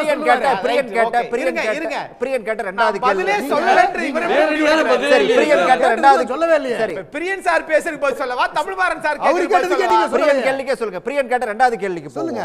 அதாவது வந்து கூட்டணி ஆட்சி அப்படின்னு சொல்லி அமித்ஷா சொல்லிட்டாரு. இங்க அதிமுக தலைமையில ஆட்சியா இல்ல பாஜக தலைமையில ஆட்சியா? அப்படி வந்து ஒருவேளை இந்த கூட்டணி வெற்றி பெற்றால் பாஜகவுக்கு அமைச்சரவையில் இடம் உண்டா? இதுக்கெல்லாம் என்ன பதில்? இதுக்கெல்லாம் என்ன விளக்கம் கொடுக்க போறீங்க? நான் அம்மையார் ஜெயலலிதா அவர்களும் கலைஞர் கருணாநிதி அவர்களுடைய பத்திரிகையாளர் சந்திப்புகளை கிட்டத்தட்ட ஒரு 30 வருஷமா பார்த்துட்டு வர்றதுனால இதுக்கு மட்டும் பதில் மட்டும் சொல்லிடுறேன். என்னையா பதில் சொல்ல போறேன்னு கேட்காதீங்க. நாட்டுக்கோழி முட்டையை பாதுகாப்பதற்காக காவல் வைக்குவதற்கு ஒரு நாகப்பாம்பிடம் கொடுக்க வேண்டாம், அவ்வளவுதான். இதுதான் எல்லா கட்சிகளுக்கும் இது பொருந்தும். அதேதான் நாங்களும் சொன்ன, பாரதிய ஜனதாவோட கூட்டணி வேணாம்னு பொறுங்கங்க சொன்னோம். கமலாலயம் போவாதீங்க படிச்சு சொன்னோம். இதத்தான் நாங்க சொன்னோம். நாட்டு முட்டை என்பது தமிழ்நாட்டு மக்கள் நாகப்பாம்பான பாரதிய ஜனதாவிடம் ஒப்படைக்காதீர்கள் நாங்க சொன்னோம். நான் அதை வந்து திமுகவை தான் சொன்னேன். ஐயோ, எப்படி மாட்டி விட்டாரு பாருங்க. இதுதான் ஆகையினால வெற்றி பெற்றாலும் தொடர்ந்து கூட்டணியை வெற்றி பெற்றாலும் தமிழ்நாட்டு மக்களுக்கு வரி உயர்வையும் நீங்க சொன்ன சாதனையும் செய்யலன்றது தானே இப்ப இல்ல சார். நீங்க இதையெல்லாம் சொல்லுங்க, ஆனா அதுக்கு முன்னாடி வந்து இதற்கான விளக்கத்தை கொடுத்துட்டு நீங்க மக்களை சந்திச்சீங்கன்னா தான் உங்களோட பயணம் வெற்றி பெறும் அப்படின்னு சொல்லி பிரியன் சொன்னாரு. அதற்கான பதில் இல்லவே இல்ல. கூட்டணி ஆட்சி அப்படிங்கிற ஒரு விஷயத்துல இன்னும் ஏன் மௌனம் எடப்பாடிக்கு? அதெல்லாம் ஒண்ணும் இல்ல சார். நான் கேக்குறேன், பத்திரிகையாளர் வந்து பிரியன் சார் வந்து இதுக்கு பதில் சொல்லலங்கிறாரா அல்லது மாண்புமிகு எதிர்க்கட்சி தலைவர் இதுக்கு சம்பந்தமா பேசவே இல்லைங்கிறாரா? என்ன சொல்றாரு? இல்ல அதுக்கு ஓகேன்ட்டாரா? கூட்டணி ஆட்சிங்கிற விஷயத்துல அவர் உடன்படுறாரா அப்படிங்கறத ஒரு கேள்வி. ஆனா கேட்கவே தேவையில்ல, உடன்பட்டு தான் ஆகணும். பொறுங்க மகாராஷ்டிரா ஃபார்முலா தான். பொறுங்க, எதுக்கு இந்த பதட்டம் உங்களுக்கு? வேற வழியே எனக்கு பதட்டம் இல்ல. கூட்டணி பதில சொல்றேன். ஏன்னா மகாராஷ்டிரா ஃபார்முலா அவரே சொல்றாரு, ஏதோ சொல்ல வராரு, அக்னி சொல்ல வராரு. கூட்டணி மட்டும் தான் சார். கூட்டணி ஆட்சி என்பதற்கு பேச்சுக்கு இடமே இல்ல. அமித்ஷா சொல்லிட்டாரே சார். ரெண்டு பக்கம் பேட்டி சார். அவர் சொன்னா சொல்லட்டும் சார். முதலமைச்சர் வேட்பாளர் கூட எடப்பாடி பழனிசாமி அவர் சொல்ல சார். அதிமுகவில இருந்து ஒருவர் சொல்லிருக்காரு, அதுக்கு கூட ரியாக்ஷன் வரல. அதை தான் கேட்டார் பிரியன். அதாவது உங்களுக்கு இந்த ரியாக்ஷன் கொடுத்துக்கிட்டே இருக்குதான் தமிழ்நாட்டு அரசியல நீங்க நல்லது செய்யாம தப்பிப்பதற்கு இது ஒரு யுக்தியா பயன்படுத்துறீங்க. ஒருங்க சார், ஒருங்க சார். நான் இப்படி கேக்குறேன், தமிழ்நாட்டில் 2021ல துணை முதலமைச்சர் திரு உதயநிதி ஸ்டாலின் சொல்லிட்டு தான் நீங்க கொண்டு வந்தீங்க. இப்ப அல்லாம தான கொண்டு வந்தீங்க. அது மக்களாட்சி கட்சியோட விருப்பம். அதே மாதிரி விருப்பம் அப்படினா உண்டுங்கறார் சார். பாரதிய ஜனதா ஏத்துக்குங்கறார் சார். விடுங்க சார், பதில் சொல்லிட்டார் சார். கட்சி யார் அப்ப அதிமுக கட்சி விருப்பம் அதிக நடக்க கூடாது. அது நடக்காதுன்னு சொல்றீங்க. ஒண்ணே கேக்குறாரு பிரியன். ஒரே ஒரு கேள்வி. இல்ல நான் கேட்ட பிரியன் ஒண்ணே கேட்கணுமா? பிரியன் என்ன பிரியன்? சார் அக்னி சார், அப்போ ஒரே ஒரு கேள்விதான். அப்போ அதிமுகவுடைய விருப்பம் எடப்பாடி முதல்வர் கிடையாதா? பாஜக விருப்பம் அதிமுக விருப்பம்னா எடப்பாடி முதல்வர் கிடையாதா? வேற ஒருத்தர் இருக்காரா? சார் நீங்க யாரை சார் முதல்வர் ஆக்கணும்னு நீங்க நினைக்கிறீங்க சார்? சொல்லுங்க சார். அது எங்கிட்ட நேரம் வரும்போது நான் சொல்லுவேன் சார். இப்ப என்ன அதே மாதிரி தான் பொதுச் செயலாளர் எடப்பாடி பழனிசாமி நேரம் வரும்போது சொல்லுவாரு. அது பிரியன் சார் சொல்லலாம். நீங்க அதிமுக சொல்லக்கூடாது. உங்களுக்கு கட்சி பாஜக சொல்லக்கூடாது. சொல்ல ஒரு மாட்டாரு. தனி நபர் சொல்லலாம். பிரியன் சார் பதில் சொல்றாரு. இல்ல ஒரு தனி நபர் பிரியன் சொல்லலாம். சார் பதில் சொல்றாரு. பாஜக சொல்ல மாட்டேங்கிறாங்களே. ஒரு நான் பிரியன் சார் மூத்த பத்திரிகையாளர் சார். என்ன மாதிரி தனிப்பட்ட மனிதர்கள் சார் ஒரு கட்சி நடத்துறாரு சார். ஒரு கட்சி நடத்துறாரு, ஒரு பொதுச் செயலாளர் இருக்காரு, அவர் தான் தேர்தலை சந்திக்கிறாரு, கூட்டணிக்கு தலைமை தாங்குறாரு. அவர் பேரை சொல்லாம வந்து பேசலாம் இருங்க. கூட்டணி பேசலாம் பிரியன். அவர் முடிச்சிட்டோம். எப்படி சார் அது? திமுக என்ன சொல்லிட்டு இருக்கு? நாங்க கூட்டணி காம்பாக்டா இருக்கோம், ஹவுஸ்ஃபுல்லா இருக்கோம், அப்படி சொல்லிட்டு தான் திமுக மக்களுக்கு நல்லது செய்யாமல் தப்பித்துக் கொண்டிருக்கிறது. ஆகவே அந்த ஆட்சியை அகற்றுவதற்கு எல்லாரும் ஒண்ணு சேரணும். அதுக்காக நாம் தமிழர் சீமான் ஐயா வந்து ஒண்ணு சேர்வாரா? நான் தனியாச்சிங்கிறாரு. அது மாதிரி தாவேகாவினுடைய திரு விஜய் அவர்கள் ஏன் இன்னும் இவ்வளவு நாள் முடிவெடுக்காம இருக்கிறார் என்பதும் எனக்கு தெரியல. ஆனால் அந்த கட்சி ஆட்சிக்கு வர வேண்டும் என்பதில் எல்லாருடைய விருப்பமா இருக்கலாம். அதிமுகவை தான் எல்லாத்தையும் பத்தி பேசுறீங்க பிரியன் சார் இவர் முடிச்சிட்டு வரேன். பிரியன் ஒரே இடத்துல கேட்காது வந்துறேன். அவர் முடிச்சிட்டோம். இது வந்து என்னன்னா தேரை இழுத்து தெருவில் விடுவதுதான் ஆளுங்கட்சியினுடைய நோக்கமாக இருக்குமே. ஆனால் நீங்க இந்த 4.5 ஆண்டு கால செஞ்சது என்ன அப்படின்றது சொல்லி தப்பிப்பதற்காக பாஜக அதிமுக கூட்டணியை விமர்சனம் பண்ணுவதே உங்களுடைய தலையாய கடமை. 4.5 ஆண்டுகள்ல திமுக எதுவுமே செய்யல. அதுல இருந்து தப்பிச்சுக்கிறதுக்காக தான் இப்ப வந்து நீங்க அதிமுக பாஜக கூட்டணியை பத்தியே திரும்ப திரும்ப பேசிட்டு இருக்கீங்க அப்படிங்கிறது அவங்களோட விமர்சனம். அதற்கு முன்பாக 4 ஆண்டுகால ஆட்சியும் சொல்லி தான் சொல்லணும். அண்ணா திராவிட முன்னேற்ற கழகம்ங்கிற பேர்ல அண்ணாவினுடைய கொள்கைகள் இன்னைக்கு எதுவுமே இல்ல. அண்ணா பேரை எடுத்து சொல்லி தயவுசெய்து சொல்லுங்க. திராவிடர்கள் நலனுக்காக எந்த திட்டமும் இல்லை. அப்ப இது ரெண்டுமே இல்லாத ஒரு நிலையில ஒரு கட்சியை வந்து மாத்தி இருக்கிற பெருமை எடப்பாடி பழனிசாமி ஐயாக்கு இருக்கு. இதெல்லாம் நான் எப்படி பட்டியலிடுறேன்னு சொல்றேன். இது ரெண்டுமே அவருக்கு தெரியாதுங்கிறதுக்கு ஏன்னு கேட்டுக்கிட்டீங்கன்னா, மாநில சுயாட்சிக்கு குரல் கொடுத்தவர், தமிழ்நாட்டின் உரிமைகளுக்காக தமிழ் மக்களுக்காக எல்லா விதத்திலும் சுயமரியாதையோடு வாழ்ந்து காட்டியவர் அண்ணா. அவருடைய பெயரில் இருக்கக்கூடிய கட்சிக்கு இன்று தலைவர் இருக்கக்கூடியவர் அவருடைய கொள்கையில் எதையாவது ஒன்றாவது பின்பற்றுகிறாரா அப்படின்னா கிடையாது. திராவிடம்ங்கிற வார்த்தையை கேட்டா அதெல்லாம் அறிஞர்கள்கிட்ட கேட்கணும்னு சொன்ன அளவுக்கு இருக்கக்கூடியவர் தான் இந்த கட்சியை இன்னைக்கு வழி நடத்திக்கிட்டு இருக்காரு. அவருக்கு இருக்கக்கூடிய பிரச்சனைகளை நான் தெளிவா சொல்றேன். நான் அவருக்கு இடி கேஸ்ல இருக்கக்கூடிய பயம். அந்த 4 ஆண்டுகள்ல இருந்து நாம தமிழ்நாட்டை எப்படியெல்லாம் மீட்டெடுத்திருக்கோம், 4 ஆண்டுகள்ல நம்ம எப்படி பிரச்சனைகளை எப்படியெல்லாம் மீட்டெடுத்திருக்கோம்ங்கிறது சொல்றேன். ஜெயலலிதா அம்மையார் பெயரில் இருக்கக்கூடிய பல்கலைக்கழகத்திற்கு ஒரு மசோதா அனுப்புகிறார்கள். அது 4 ஆண்டுகள் கிடப்பில் கிடந்து இன்று கோர்ட் மூலியமாக தீர்ப்பை பெற்றிருக்கிறோம். 5 ஆண்டுகள் இவங்க பேரில் அனுப்புது. அதை கூட திமுக தான் பெற்றுக் கொடுத்திருக்கிறது. அப்படி அவருக்கு அந்த அக்கறை இல்ல. அதை பத்தி ஒரு நாள் கூட அவர் பேசினது கிடையாது. அதுல இருந்தே அவருக்கு அவருடைய தலைவர்கள் மீது கொள்கை மீது என்ன பட்டிருக்குன்னு தெரியுது. இன்னைக்கு ஒன்றிய அரசு நிதி ஒதுக்கீட்டுல நம்முடைய கல்விக்கான நிதியில எவ்வளவு ஓரவஞ்சனை செஞ்சுக்கிட்டு இருக்குங்கிறது தெரியும். அதுக்கு ஒரு நாளாவது அவர் குரல் கொடுத்திருப்பாரா? கிடையவே கிடையாது. அது மட்டுமல்ல, மொழி திணிப்புல ஒன்றிய அரசு என்னெல்லாம் சதித்திட்டங்களை செஞ்சுக்கிட்டு இருக்குங்கிறது அவருக்கு தெரியும். அதுக்கு ஒரு நாளாவது அவர் குரல் கொடுத்திருப்பாரா? டீலிமிட்டேஷன் பிரச்சனை வரவிருக்கிறது, அதற்கு ஒரு நாளாவது குரல் கொடுத்திருக்கிறாரா? தமிழ்நாட்டுக்கு எவ்வளவு அச்சுறுத்தல்கள் ஒன்றிய அரசால இருந்துகிட்டு இருக்கு. மாநில அரசோடு சேர்ந்து கவர்னரோட சேர்ந்துகிட்டு நீங்க வந்து என்னெல்லாம் பண்ணீங்க? நம்ம மாநிலத்தில் பல்கலைக்கழகங்கள் அத்தனையும் கொண்டு போய் ஒரு முதலாளி மாதிரி கௌரவ பொறுப்புல இருந்து பேருக்கு இருக்க வேண்டிய கவர்னர்ட்ட முதலாளி மாதிரி கொண்டு போய் எல்லாத்தையும் ஒப்படைச்சுட்டு, கர்நாடகால இருந்து நீங்க வந்து துணை மந்திர கொண்டு வந்து நீங்க வந்து வச்சுட்டு என்னெல்லாம் வந்து இந்த கல்வியை சீரழிச்சீங்க. நீங்க 2020 தேசிய கல்விக் கொள்கை வந்தப்ப நீங்க எதிர்த்திருக்கணுமா இல்லையா? அதை செஞ்சீங்களா? நீங்க செய்யல. அப்படி தமிழ்நாட்டுக்கு நான் பட்டியலிட்டு சொல்றேன். அந்த அவர் நிதி ஒதுக்கீடுல கூட 7 ஆண்டுகள், இப்ப 4 ஆண்டுகள் ஒதுக்கீடு செய்வதில் மட்டும் பாரபட்சம் காட்டவில்லை. அதுக்கு மேல 2 வருஷத்துல இருந்தே பாரதிய ஜனதா தமிழ்நாட்டுக்கு நிதி ஒதுக்குவதை கம்ப்ளீட்டா நிறுத்திருச்சு. 2 ப்ராஜெக்ட்டுக்கு அவர் பொறுப்பு வகிச்ச ஹைவேஸ் டிபார்ட்மெண்ட்டுக்கு வேணா ஒதுக்கி இருக்கிறதுக்கான வாய்ப்பு இருக்கு. ஏன்னா டோல்கேட் வரி வசூல் உங்களுக்கு தேவை இருக்கு அப்படிங்கிற காரணத்தினால இப்படி தொடர்ந்து தமிழ்நாட்டை வஞ்சித்து வந்திருக்கக்கூடிய பாரதிய ஜனதாவோட கூட்டணி வைத்திருப்பது அதற்கான காரணம். இன்னைக்கு அதை எல்லாத்தையும் இன்னைக்கு யாரு மீட்டெடுத்திருக்காங்க? திராவிட முன்னேற்ற கழகம். எங்களுடைய முதலமைச்சர் தமிழ்நாட்டினுடைய உரிமைகளை எல்லாம் மீட்டெடுத்திருக்கிறார். மேல இருக்கிற அதிருப்தியை தான் அத மக்கள் முன்னாடி போய் எடப்பாடி பேச போறாரு அப்படிங்கறத வந்து ரமேஷ் சேதுராமன் இன்னும் ஒரே ஒரு விஷயத்தை நான் சொல்லி முடிச்சிடுறேன். கீழடியில இன்னைக்கு இருக்கக்கூடிய நிலையில அதை பத்தி அதை சைக்கிள் ஸ்டாண்டுக்கு வாடகைக்கு விட்டுட்டோம். அதை உங்களுக்கு வந்து ஆர்கியாலஜி டிபார்ட்மெண்ட்டுக்கு ஒப்படைக்க முடியாதுன்னு சொன்ன அளவுக்கு அறிவு கொண்டிருந்தவர் தான் அந்த கட்சியை வழி நடத்திட்டு இருக்கார் அண்ணா திராவிட முன்னேற்ற கழகத்தை. நீங்க இதை விட மோசமா என்ன சொல்ல முடியும்? அவருக்கு தெரிஞ்சதெல்லாம் சார் ஒரே நிமிஷம் நான் பேசி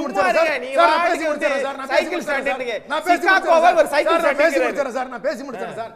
அவருக்கு தெரிஞ்சதெல்லாம் ஜெயலலிதா அம்மையாருடைய காலடி, அதை விட்டா சசிகலா அம்மையாருடைய காலடி, அதை விட்டா தினகரனுடைய காலடி, இப்படி இன்னைக்கு அமித்ஷா அவருடைய காலடி, மோடி அவருடைய காலடி, இப்படி அவர்களுக்கு காலடி தான் தெரியுமே ஒழிய கீழடி தெரியறதுக்கான வாய்ப்பு இல்லாத ஒரு தலைவராக இருந்துகிட்டு இருக்காரு. இப்படிப்பட்ட அயோக்கியத்தனத்தை சார் நீ உங்க டைம் வர பேசுங்க சார். சார் ஒரே ஒரு நிமிஷம் சார், பேசி முடிக்கிற வரைக்கும் விடுங்க சார். உங்களுக்கு நீங்க ஏன் சார் பதறீங்க? பதறாதீங்க சார், பதறாதீங்க சார், பதறாதீங்க சார். சார் நீங்க பதறாதீங்க, சார் தயவு செஞ்சு பதறாதீங்க, தயவு செஞ்சு பதறாதீங்க. அவருக்கு தெரிஞ்சதெல்லாம் முழுக்க முழுக்க துரோகத்தை தவிர வேற ஒண்ணுமே தெரியாது. இதுதான் அவருடைய வாழ்க்கை வரலாறு. இப்ப துரோகிகளினுடைய முழுமையான கூட்டணி தான் தமிழ்நாட்டுக்கு துரோகம் இழைக்கின்றவர்கள் இந்த பாரதிய ஜனதா கட்சியினர். அவர்களோடு கூட்டணி சேர்ந்திருக்கா. இப்ப எங்க தலைவர் ஓரணியில் சேர வேண்டும் ஏன் தெரியுமா கோரிக்கை வைக்கிறாரு? அண்ணா திமுக கூட திராவிட உணர்வு உள்ளவர்கள் இருக்கிறார்கள். மாற்று கட்சியில் இருக்கக்கூடிய உண்மையாக தமிழ்நாட்டை காப்பாற்ற வேண்டும் என்கின்ற எண்ணம் கொண்டவர்கள் மாற்று கட்சியில் கூட இருக்கிறார்கள். அவர்கள் அனைவரும் பயப்படாதீர்கள், நம்பிக்கையோடு இருங்கள், உங்கள் அனைவரையும் காப்பாற்றுவதற்கு எங்களுடைய தலைவர் இருக்கிறார், திராவிட முன்னேற்ற கழகம் இருக்கிறது என்ற அறைகூவல் தான் இந்த அறைகூவல். அதனால அண்ணா திமுக தொண்டர்களும் பயப்பட வேண்டாம், தைரியமா இருங்க. உங்களுக்கான ஆதரவு இருக்கு.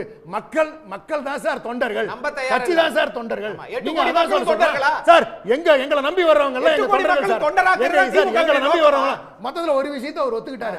அதிமுக கட்சிக்காரர் அவங்களோட இல்லங்கிறத இவரே ஒத்துக்கிட்டாரு. ஓகே ரமேஷ் சேதுராமன், தமிழ்நாட்டுக்கு துரோகம் இழைக்கக்கூடியவங்களுக்கு இடமில்லை அப்படின்னு சொல்லி முதலமைச்சர் குறிப்பிட்டிருக்கிறது பாஜகவை நோக்கி தான் அப்படிங்கிற ஒரு பார்வையும் ஒரு பக்கம் இருக்குது. அவங்கள அதுல இருந்து மீட்டெடுப்போம் அப்படின்னு சொல்றாரு முதலமைச்சர். இதை எப்படி எடுத்துக்கிறது? இல்ல அதாவது மக்களுக்கு துரோகம், தமிழ்நாட்டு தமிழ் மக்களுக்கு யார் யாரெல்லாம் துரோகம் பண்ணாங்க அதுக்கு உதாரணங்கள் கடந்த காலங்கள்ல இருக்கு. அதாவது கச்சத்தீவு தாரை வார்க்கும் போது வாய மூடி இருந்தது, அதுல இருந்து ஆரம்பிக்கலாம். அதே மாதிரி நீங்க முக்கியமான விஷயம் சொல்றாங்க இல்லையா, இதுல உள்ள ஒண்ணுமா வெளியே ஒண்ணுமா பல விஷயங்கள் பேசுறது. ஆட்சியில இல்லாதப்போ தமிழ்நாட்டுல விதவைகள் அதிகம், அதனால டாஸ்மாக மூடணும்னு சொல்றது. தமிழ்நாட்டுல ஆட்சிக்கு வந்ததுக்கு அப்புறம் டார்கெட் வச்சு பெரிய அளவுல வியாபாரம் பண்றது, அதுலயும் எக்ஸ்ட்ரா கலெக்ஷன் வேற, எவ்வளவு பாட்டுக்கு இவ்வளவுன்னு சொல்லி வாங்கி அதுல ஒரு பிரச்சனை ஆச்சு பாத்தீங்களா? அந்த மாதிரியான சொன்னாங்க. அதெல்லாம் கோர்ட்டே இல்லன்னு சொல்லிருச்சு, அந்த விசாரணையே தப்புன்றுச்சு. அந்த வழக்கெல்லாம் தொடுக்கப்பட்டது அண்ணா திமுக காலத்துல. அந்த 42 வழக்கு நீங்க போட்டுங்க. அதெல்லாம் ஏடிஎம்கே நீங்க கிரிட்டிசைஸ் பண்ணிக்கிட்டு இருக்கீங்க. நீங்க சொல்ற பதிவு அதிமுகவை பேசிக்கிட்டு இருக்கீங்க. மறக்காம தயவு செஞ்சு கவனத்துல வச்சுங்க. இல்ல இருக்கட்டும், சரி இறைமறிச்சிட்டீங்க, இருக்கட்டுமா? அப்ப ஒத்துட்டீங்க, நல்லது. உங்க டேர்ம் வரும்போது பேசுங்க. உங்கள ஒரு வார்த்தை இல்ல சார், நீங்க சொல்லும்போது ஒரு சில முரணான கருத்து இருக்கும்போது சொல்ல வேண்டிய கருத்து இல்ல சும்மா குதிக்காதீங்க, வெயிட் பண்ணுங்க. அதே மாதிரி பெட்ரோல் டீசல் விலையை குறைப்பேன்னு சொன்னாங்க. இன்னி வரைக்கும் 10 பைசா கூட பெட்ரோலுக்கு விலையை குறைக்காதவர்கள். அந்த மாதிரியாக நாங்க சொத்து வரி ஏத்த மாட்டோம்னு சொல்லிட்டு முனைப்பா கரெக்டா ஏத்துனது. இப்படியாக அதே மாதிரி மாசம் இது மீட்டர்ல ரீடிங் எடுப்போம்னு சொல்லிட்டு இன்னும் 2 மாசமாவே ரீடிங் எடுத்து மக்களை ஏமாற்றுவது. இந்த மாதிரியாக விடாமல் ஒன்னொன்னா நம்ம அடுக்கிக் கொண்டே போகலாம். இல்ல அது ஓகே, அது ஓகே. தமிழ்நாடு இல்ல ரமேஷ் சேதுராமன், என்னோட கேள்விதான் இது. இல்ல என்னோட கேள்விதான். தமிழ்நாட்டை மீட்போம், மக்களை காப்போம் சொல்லிவிட்டு நீங்க இங்க இந்த பாஜக கூட்டணி குறித்து ஒரு தெளிவே இல்லாம ஒரு பயணத்தை தொடங்கினா அது மக்கள்கிட்ட எப்படி எடுபடும் அப்படிங்கிற ஒரு கேள்வியை பிரிய முன் வச்சாரு. சரியான கேள்வி தானே அது அதிமுக தலைமையிலன்னு தெளிவா சொல்லியாச்சு. அதிமுக தலைமையில இருக்கும்போது அவங்கதான் எல்லாம் சொல்லுவாங்க, இன்னார்தான் முதல்வர், எடப்பாடி அவர்களே சொல்வார், நான் தான் முதல்வர்னு சொல்வாரு, இல்ல இருந்து அனௌன்ஸ் பண்றாங்க. அது வரும் ஒண்ணு. 2வது, கூட்டணியில் கூட்டணி நடைபெறும் சொல்லும்போது ஆட்சியில் பங்கு கூட சொல்லட்டுங்க, அதை முறைப்படி ரிலீஸ் பண்றது அதிமுக தரப்புல இருந்து எல்லாம் டிசைட் பண்ணிட்டு கரெக்டா பண்ண வேண்டிய டைம்ல பண்ணுவாங்க. கூட்டணி ஆட்சியா இல்லையான்றத பத்தி ஒரு பக்கம் மத்தியில் கூட்டாட்சி, மாநிலத்தில் சுயாட்சின்னு எதுக்கு சொன்னாங்க திமுக கூட்டணி? இன்னி வரைக்கும் தொடர்ந்து சொல்லிக் கொடுப்பதற்கு காரணம் என்னன்னா, தாங்கள் தங்களுக்கு வேண்டியவர்கள் மட்டும் ஆட்சி நடத்தணும், மத்தவங்க எல்லாம் ஒரு அடிமை மாதிரி நடத்திட்டு அவங்க எல்லாம் வேணும்னா இருங்க கூட ஏதோ பார்த்து கொடுக்குறோம் சீட்டெல்லாம் மற்றதெல்லாம் கேட்க கூடாதுன்ற மாதிரியான ஒரு நிலைமையை உருவாக்கி வச்சிருக்காங்க இல்லையா? அப்படியாக வைத்துக் கொண்டு ஆனா அதிமுக மட்டும் தெளிவுபடுத்தணும் கூட்டணி வச்சீங்களா இல்லையா? ஏன்னா பயம் வந்திருக்கு. காரணம் என்னன்னா நான் தன்னுடைய கூட்டணியில் இருக்கக்கூடிய கட்சிகள் ஐயையோ இன்னைக்கு ஒருத்தரும் உட்கார்ந்து சீட்டு கேட்க ஆரம்பிச்சுட்டாங்கன்னா சீட்டு கேட்கறதுக்கு பரவாயில்ல சீட்டையும் கொடுத்து இல்ல அப்ப நீங்க வந்து கூட்டணி ஆட்சிதான் அப்படின்னு சொல்லி அமித்ஷா சொன்னது சரிதான் அப்படின்னு சொல்லி சொல்றீங்க. குடும்பத்துக்குள்ளேயே தான் வச்சுக்கிறோம் கடைசியில இல்ல இல்ல அதுதான் இல்ல அது அவங்க குடும்பத்துக்குள்ள வச்சுக்கிட்டு வெளியில வச்சுக்கிட்டு அது விடுங்க. இதுக்கு வாங்க. அப்ப கூட்டணி ஆட்சிதான் அமித்ஷா சொன்னது அப்ப சரிதான், அதுல உறுதியா இருக்கீங்க. ஜி.கே. வாசன் சொன்னதும் சரிதான். அது எல்லாமே அதிமுக அனௌன்ஸ் பண்ணுவாங்க. ஆனா அவர் அதிமுக எங்க அனௌன்ஸ் பண்ணுது? அதுக்கு முன்னதான் அமித்ஷா அனௌன்ஸ் பண்ணிட்டே இருக்காரு. மாதிரி ஒரு சலசலப்ப கூட்டணி திமுக கூட்டணியில ஏற்படுத்தி இருக்கு. ஏன்னா ஒரு பயம் பதட்டம் வந்திருக்கு. ஒரு கேள்வி சார் நான் திமுகவுக்கு சாதகமா பேசல, திமுகவுக்கு நான் கேள்வி கேட்கல. சலசலப்ப அந்த கூட்டணிக்குள்ள உருவாக்கிட்டு இருக்கிறது யாரு? வந்து ஆட்சியில பங்குன்னு பேச ஆரம்பிச்சா என்ன பண்றது? நம்ம கூட்டணி ஒழுங்கா இன்டாக்டா ரொம்ப கஷ்டப்பட்டு எல்லாரையும் வந்து கையில நான் பேசுறது கேக்குதா ரமேஷ் சேதுராமன்? இல்ல நான் பேசுறது கேக்குதா?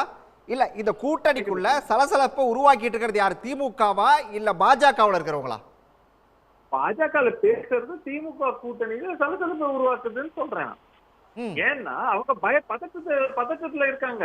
ஏங்க நான் என்ன கேட்கிறேன், அதிமுக பாஜக இல்ல அதிமுக பாஜக வெற்றி பெற்றால் கூட்டணி ஆட்சி அமைக்கும் சொல்லி சொன்னது கூட்டணி ஆட்சி தான் அமையும் சொல்லி சொன்னது திமுகவா சொல்லுச்சு? இல்ல திமுக கூட்டணியில இருக்கிற யாராவது சொன்னாங்களா? அமித்ஷா தானே சார் சொன்னாரு. மூவ ரெடி பண்ணிக்கணும். ராஜா திரும்ப ரிப்பீட் பண்ணுங்க क्वेश्चन. ஏன்னா நான் சார் இத கூட்டணி ஆட்சி அப்படிங்கிற விஷயத்தை சொன்னது அமித்ஷா தானே? ஆமாங்க, அதுதான் நான் சொல்றேன். அவங்க அமித்ஷா சொல்லியிருக்காரு. அமித்ஷா சொன்னார் அப்படிங்கும்போது அதை தெளிவுபடுத்துவது கரெக்டான டைம்ல எப்ப பண்ணணுமோ அப்ப அதிமுக தரப்புல இருந்து பண்ணுவாங்க. சரி, okay okay okay okay okay okay Rajagambhiran Abbas இன்னைக்கு இன்னைக்கே தெளிவு பண்ணிட்டு தான் அவர் எடப்பாடி அவர்கள் இன்னைக்கு நைட் போய் தூங்கணும்ன்ற மாதிரியான ஒரு நிலைப்பாடா இருக்கு. ஏன் அந்த கூட்டணிக்கு மட்டும் ஒரு ஓரவ நிலைன்னு எனக்கு புரியல. அவங்களுக்கும் காலம் கொடுங்க, அவங்களுக்கு எப்படி டீல் பண்ணணும் எப்ப சொல்லணும். சரி, okay okay okay okay okay Rajagambhiran Abbas, time இருக்குது. எடப்பாடி அதை எப்ப தெளிவுபடுத்த அப்ப தெளிவுபடுத்துவாரு. இன்னைக்கே சொல்லிட்டு தான் போய் தூங்கணுங்கிற அவசியம் இல்லை அப்படிங்கிறது அவரோட பார்வையா இருக்கு.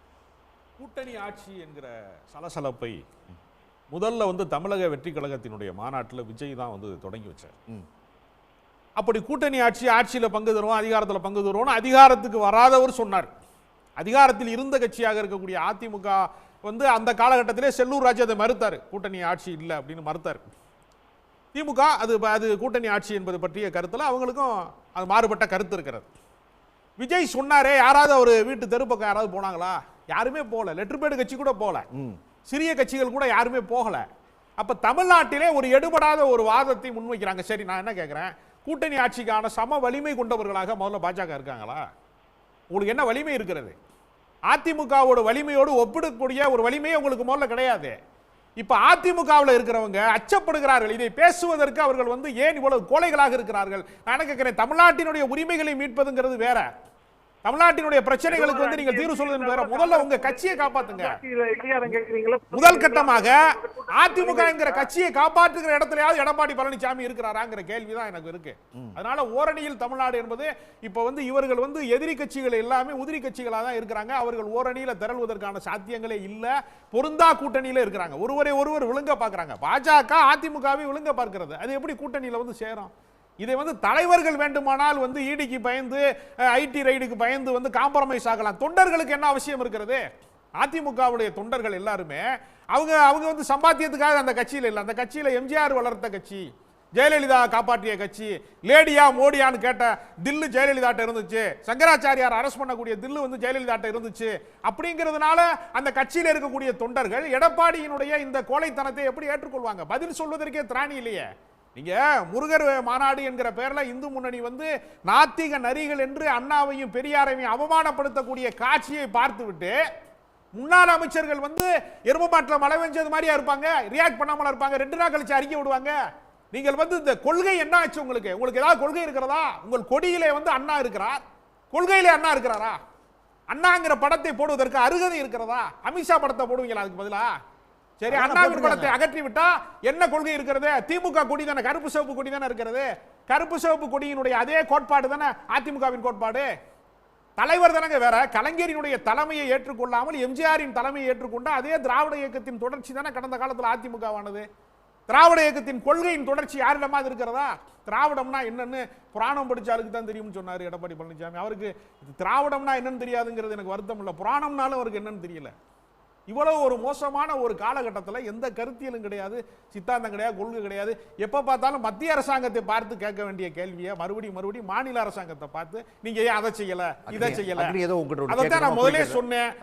கோழி தான் முட்டை ஓடும், சேவல் போடாதுன்னு நான் சொல்றேன். மத்திய அரசாங்கம் ஒன்னே ஒன்று சொல்லி முடிச்சுக்கிறேன். 40 MP நீங்க தான் பதில் சொல்லணும், உங்ககிட்ட தான் கேட்கிறாரு. அதாவது திரு ராஜகம்பீரன் அப்பாஸ் அவர்கள் ஒரு அரசியல் கட்சியை எவ்வளவு வார்த்தைகள், தடித்த வார்த்தைகள் பயன்படுத்தக்கூடாதோ. உண்மையை சொன்னா தடித்த வார்த்தைங்கிறியா? உண்மையை தானே சொன்னேன். உங்களுக்கு கட்சியில நான் பேசவா? சொல்லுங்க, நீங்க சொல்லுங்க. கோழைகள் அப்படிங்கிறார், எருமை மாடுகள் அப்படிங்கிறார். அதுக்கு தமிழ்நாட்டில் அரசியலை ஒரு கண்ணில் வச்சு பார்த்துட்டா அரசியல் தெரியாது, புரியாது. நாம் ஒருத்தரை மட்டும் ஆதரிக்கிறோம் என்பதற்காகவே சில பேரை புழுதி வாரி தூத்துனால் நாம் இந்த நாடு ஏற்றுக்கிறோம்னு நினச்சா அது வேண்டாம். இது ஒன்று, அதை விட்டுருவோம். இன்னொன்று, நாடு உலகம் பூரா பார்த்துக்கிட்டு இருக்கு. ஒரு நல்ல வார்த்தைகளை, தரமான வார்த்தைகளை பயன்படுத்துங்கன்னு உங்கள்கிட்ட நான் பணிவாக தான் கேட்டுக்கிறேன். 2 சார், இங்கே காஷ்மீர்லேருந்து கர்நாடகா வரைக்கும் சில பேருடைய அந்த வியூகங்கள் வெற்றி பெற்றிருக்கலாம்.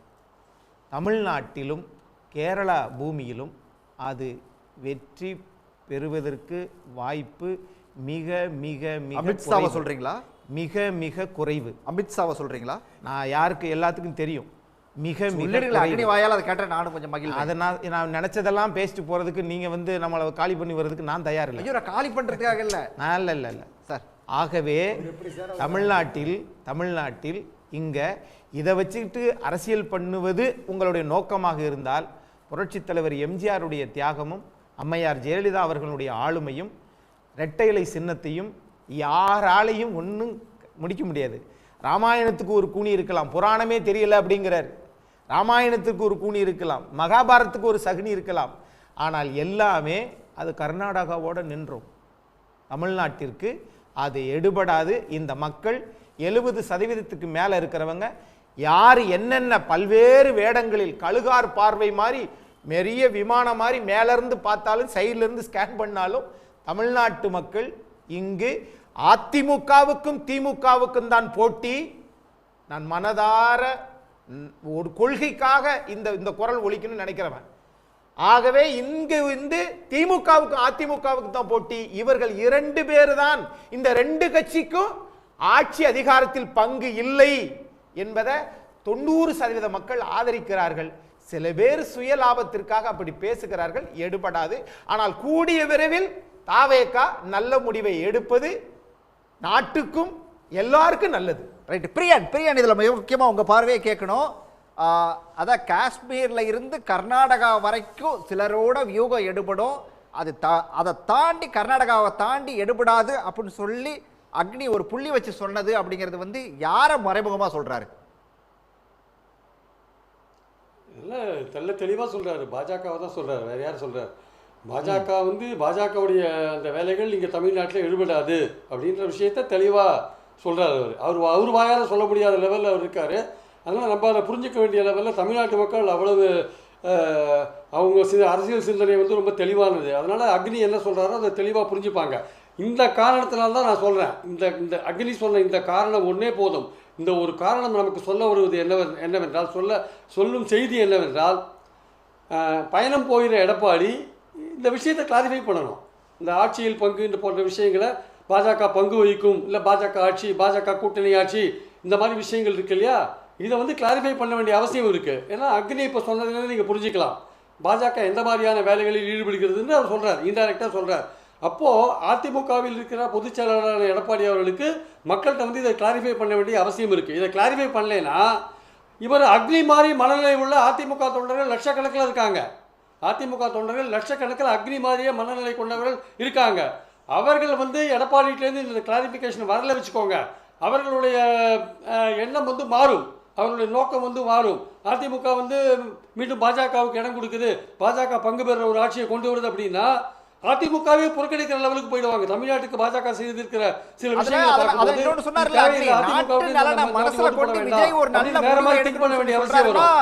அப்ப மறைமுகமா வந்து விஜய் வாங்க அப்படின்னு சொல்லி அழைப்பு விடுக்கிறாங்க, அப்படி எடுக்கலாமா? இல்லை இல்லை இல்லை இல்லை அதாவது வந்து நான் சொல்லிடுறேன், அதாவது வந்து அஇஅதிமுகவுக்கு முதல்ல வந்து விஜயோட போகிறதா தான் ஐடியா இருந்தது. ஆனால் அந்த விஜயோட போகிற ஐடியா வந்து அந்த இடங்கள் கொடுப்பதிலும் அந்த அதிகாரத்தில் பங்கு கொடுப்பதிலும் அந்த பிரச்சனைகள் இருந்ததுனால அவங்க பாஜக இழுப்புக்கு அவங்க போயிட்டாங்க. இப்போ அங்கே போய் செட்டில் ஆயிருக்காங்க. எனக்கு இன்னொரு சந்தேகம் இருக்குது என்னென்றால், இதன் மூலமாக நான் தெரிவிப்பது என்னென்றால், இப்போ எதுக்கு பாஜகவுக்கு பதில் சொல்லி நம்ம அழட்டிக்கணும்? இந்த விஷயங்கள்லாம் ஒரு பக்கம் இருக்கட்டும், நம்ம திமுக அரசாங்கத்தை பற்றி குறை சொல்லி நம்ம பயணத்தை தொடங்குவோம். கடைசியில் தேர்தல் நெருக்கத்தில் என்ன மாதிரியான சூழல் நிலவுதோ அதுக்கேற்றபடி நம்ம பாஜக கைவிடுறதோ இல்லை அதோட போகிறதோ நம்ம முடிவு பண்ணலாம் அப்படின்ற எண்ணத்தில் தான் வந்து அதிமுக இருக்குன்னு நினைக்கிறேன். ரெண்டு பேருக்குள்ள ஒரு நம்பிக்கையில்லா தன்மை வந்து வளர்ந்துட்டு இருக்கு சார் ரெண்டு பேருக்கு நடுவில். ஏன்னா திருப்பி பாஜக அதை சொல்லும் பொழுது பாஜக பங்கு பெறும் அரசு, பாஜக தலைமையிலான அரசு, பாஜக கூட்டணி அரசு, அது மட்டுமா முருகன் கான்ஃபரன்ஸில் வந்து பெரியாரையும் அண்ணாவையும் வந்து இது பண்ணுறாங்க, அவதூறு பண்ணுறாங்க. அதெல்லாம் ஏற்றுக்கிட்டு நம்ம கண்டினியூ பண்ணணுமான்னு அதிமுக தொண்டர்கள் கேட்குறாங்க. தனிப்பட்ட முறையில் பேசும்போது நாங்கள் இதெல்லாம் ஏற்றுட்டு கண்டினியூ பண்ணுவோம் சார் அப்படின்னு கேட்குறாங்க. அப்போது இதெல்லாம் கிளாரிஃபை பண்ண முடியாத லெவலில் வந்து எடப்பாடி இருக்கார் அப்படின்னா அவருடைய எண்ணம் ஒரே ஒரு எண்ணமாக தான் இருக்க முடியும். என்னவா இருக்க முடியும்னா, சரி இதெல்லாம் நம்ம கடந்து போவோம், ஒரு 10 மாதம் பாஜக கவர்மெண்ட்டு நமக்கு எந்த விதமான தொந்தரவும் வேண்டாம், தேர்தல் நெருக்கத்தில் நம்ம பார்த்துக்கலாம், நம்ம அப்போ வந்து தாவேக்கா கொஞ்சம் ஃப்ரீயாக இருந்ததுன்னா அதுக்கிட்ட பேசி நம்ம முடிவு பண்ணிக்கலாம், அப்போ அந்த மாதிரியான அந்த சூழலுக்கு ஏற்ப முடிவு பண்ணிக்கலாம் அப்படின்ற எண்ணத்தில் போயிட்டு இருக்காரு. இப்போ பதில் சொல்கிறதுக்கு அவர் ரெடியாக இல்லைன்னு அர்த்தம். ஆனால் உண்மையிலேயே பாஜகவை விட்டு அவர் வெளிவர முடியாத ஒரு சூழல் இருந்தது, பாஜகவோட தான் இறுதி வரையே அவர் பயணம் போகிறாருன்னா அவர் இப்போ அவர் மேற்கொள்ள போகிற பயணத்தில் கண்டிப்பாக பல விஷயங்களை தெளிவு பண்ண வேண்டிய கட்டாயம் இருக்குது. ரெண்டாவது, திமுக கூட்டணியில் இல்லையா, இந்த மாதிரி விஷயங்கள் இல்லையா அப்படின்னு கேட்குறாங்க. திமுக அணியை பற்றி பேசும்போது திமுக தலைமையிலான அணியில் திமுக ஆட்சி அப்படின்னு தான் பேசுகிறாங்க. அதே மாதிரி பார்த்தீங்கன்னா விடுதலை சிறுத்தைகள் வந்து அதிகாரத்தில் பங்குன்ற விஷயத்தில் திருமாவளவன் தெளிவாக சொல்லிட்டாரு, காலம் இன்னும் கனியவில்லைன்னு சொல்லிட்டாரு. ரெண்டாவது வந்து பாஜக மாதிரி தேசிய ஜனநாயக கூட்டணி ஆட்சி அமையும் நீங்க யாரும் திமுக கூட்டணியில இந்தியா கூட்டணி ஆட்சி அமையும் யாரும் சொல்றது இல்ல, திமுக ஆட்சி அமையும் தான் சொல்றாங்க. அதே மாதிரி பாஜக அரசு பங்கு பெறும் அப்படின்னு சொல்றது இல்ல. அதே மாதிரி இங்க வந்து விடுதலை சிறுத்தைகள் பங்கு பெறும் சொல்றது இல்ல. அங்க சொல்றதுக்கும் இங்க சொல்றதுக்கும் நிறைய வித்தியாசங்கள் இருக்கு. அதிகாரத்தில் பங்கு பெறணும் கூட்டணிக்கு தலைமை தாங்குற கட்சி, அது இயல்பாவே இயற்கையா நடக்கும் போது அதற்கான வாய்ப்புகள் வருமே தவிர அதற்கு முன்னாடி கூட்டணி என்கிற பேச்சு தமிழ்நாட்டு மக்கள்கிட்ட எந்த விதமான ரியாக்ஷனை கொண்டு வரணும்னு நமக்கு தெரியாது. அதனால தொடர்ந்து பாஜக இந்த மாதிரி விஷயங்களை தொடர்ந்து செய்து கொண்டிருந்தால் அது அதிமுகவுக்கு ஒரு பின்னடைவை கொண்டு வரும் என்பது என் கருத்து. Right, okay okay okay okay Raja, Priyan பேசுனது அக்னி பேசுனது ரெண்டையும் கூட்டி கழிச்சு நான் பார்க்கும்போது எனக்கு ஒன்று கேட்கணும்னு தோன்ற விஷயம் அப்படிங்கிறது வந்து, ஒருவேளை கடைசி நேரத்தில் வந்து பாஜகவை கலட்டி விட்டுட்டு விஜயை கூட்டணிக்குள்ள கொண்டு வந்துட்டாங்கன்னா அது திமுகவுக்கு பெரிய சவாலா மாறுமா? உறுதியாக மாறாது. ஏன்னா சாதனைகளை செய்திருக்கக்கூடிய ஆட்சி இந்த ஆட்சி. அதுக்கு ஒரு பெரிய உதாரணத்தை சொல்றேன். 10 தோல்வியை கண்டிருக்கிறார் பழனிசாமி அவர்கள். 2014 என்னைக்கு எங்களுடைய துணை முதலமை இன்று துணை முதலமைச்சராக இருக்கக்கூடியவர்கள் 2016 இருந்து எங்களுடைய இளைஞரணி செயலாளர் அவர்கள் கழகத்திற்கு ஆற்றி இருக்கக்கூடிய பணி அளப்பரிய பணி.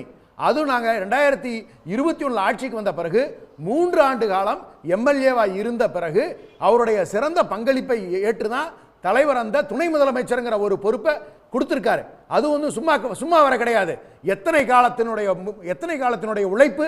ஆனா நீங்க எதுவுமே செய்யாம தமிழ்நாட்டுக்கு இவ்வளவு துரோகத்தை பண்ணிட்டு நீங்க வந்து கூட்டணி ஆட்சி வைப்பேன்னு சொல்லி பாரதிய ஜனதா சொல்லுமா, அதை அதிமுக கேட்டுக்கிட்டு இருக்குமா?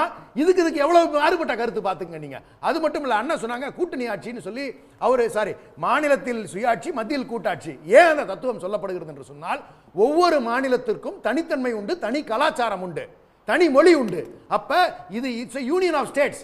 அப்ப அந்த தமிழ் மொழி பேசக்கூடியவர்கள் இது போல பல்வேறு கலாச்சாரத்தில் இருக்கக்கூடியவர்கள் அவர்களுடைய மாநிலத்தில் சுயாட்சியை வைத்துக் கொள்வதும் ஒன்றிய அரசில் இருக்கக்கூடியவர்கள் இது போன்ற கூட்டமைப்பில் இருக்கின்ற காரணத்தினால் கூட்டணி ஆட்சி வேண்டும்ங்கிறது தான் நோக்கமே ஒழிய ஒரு மாநிலத்தில் மகாராஷ்டிரா மாதிரி உங்களை பிச்சு கட்சியை உடைச்சு அங்க இருக்கவங்கள சேதப்படுத்தி நீங்க வந்து சிவசேனாவுடைய நிலைமை என்னங்கிறத கொண்டு போய் வச்சீங்க. அதுல இருந்து துணை முதலமைச்சரா சிண்டே ஐயாவை கொண்டு வந்தீங்க. அதுக்கு பிறகு அவரை தூக்கி அடிச்சு ஃபட்னாவிஸ் அடிச்சீங்க பாத்தீங்களா? அந்த முயற்சி தமிழ்நாட்டில் செல்லாது. ஏன்னா அங்க இங்க ஃபட்னாவிஸும் இல்ல, அங்க இருக்கக்கூடிய சிண்டேவும் கிடையாது. ஏதோ சொல்லணுமா? அவரை கேட்குறீங்க? உங்களை தான் கேட்குறேன். ரொம்ப அமைதியாக இருக்கீங்க, அதனால தான் கேட்டேன். இல்லை, நான் அமைதியாக இருக்கிறது உங்களுக்கு பிடிக்கலையா சார்? உனக்கு சமமானவர்களை சமமாக நடத்து, அதாவது அறிவில் சொல்கிறேன். உனக்கு சமமில்லாதவர்களை சமமில்லாமலே நடத்து, அறிவில் மட்டும். அவ்வளோதான். நன்றி. தேவைகள் தான் எல்லாவற்றையும் தீர்மானிக்கும். கரெக்ட். நன்றி சார். விவாதத்தில் பங்கேற்ற அனைவருக்கும் நன்றி. மீண்டும் ஒரு நிகழ்ச்சியில் சந்திக்கலாம் நேயர்களே. நன்றி, வணக்கம். உடனுக்குடன் செய்திகளை தெரிந்து கொள்ள சன் நியூஸ் பெல் ஐகானை கிளிக் பண்ணுங்க.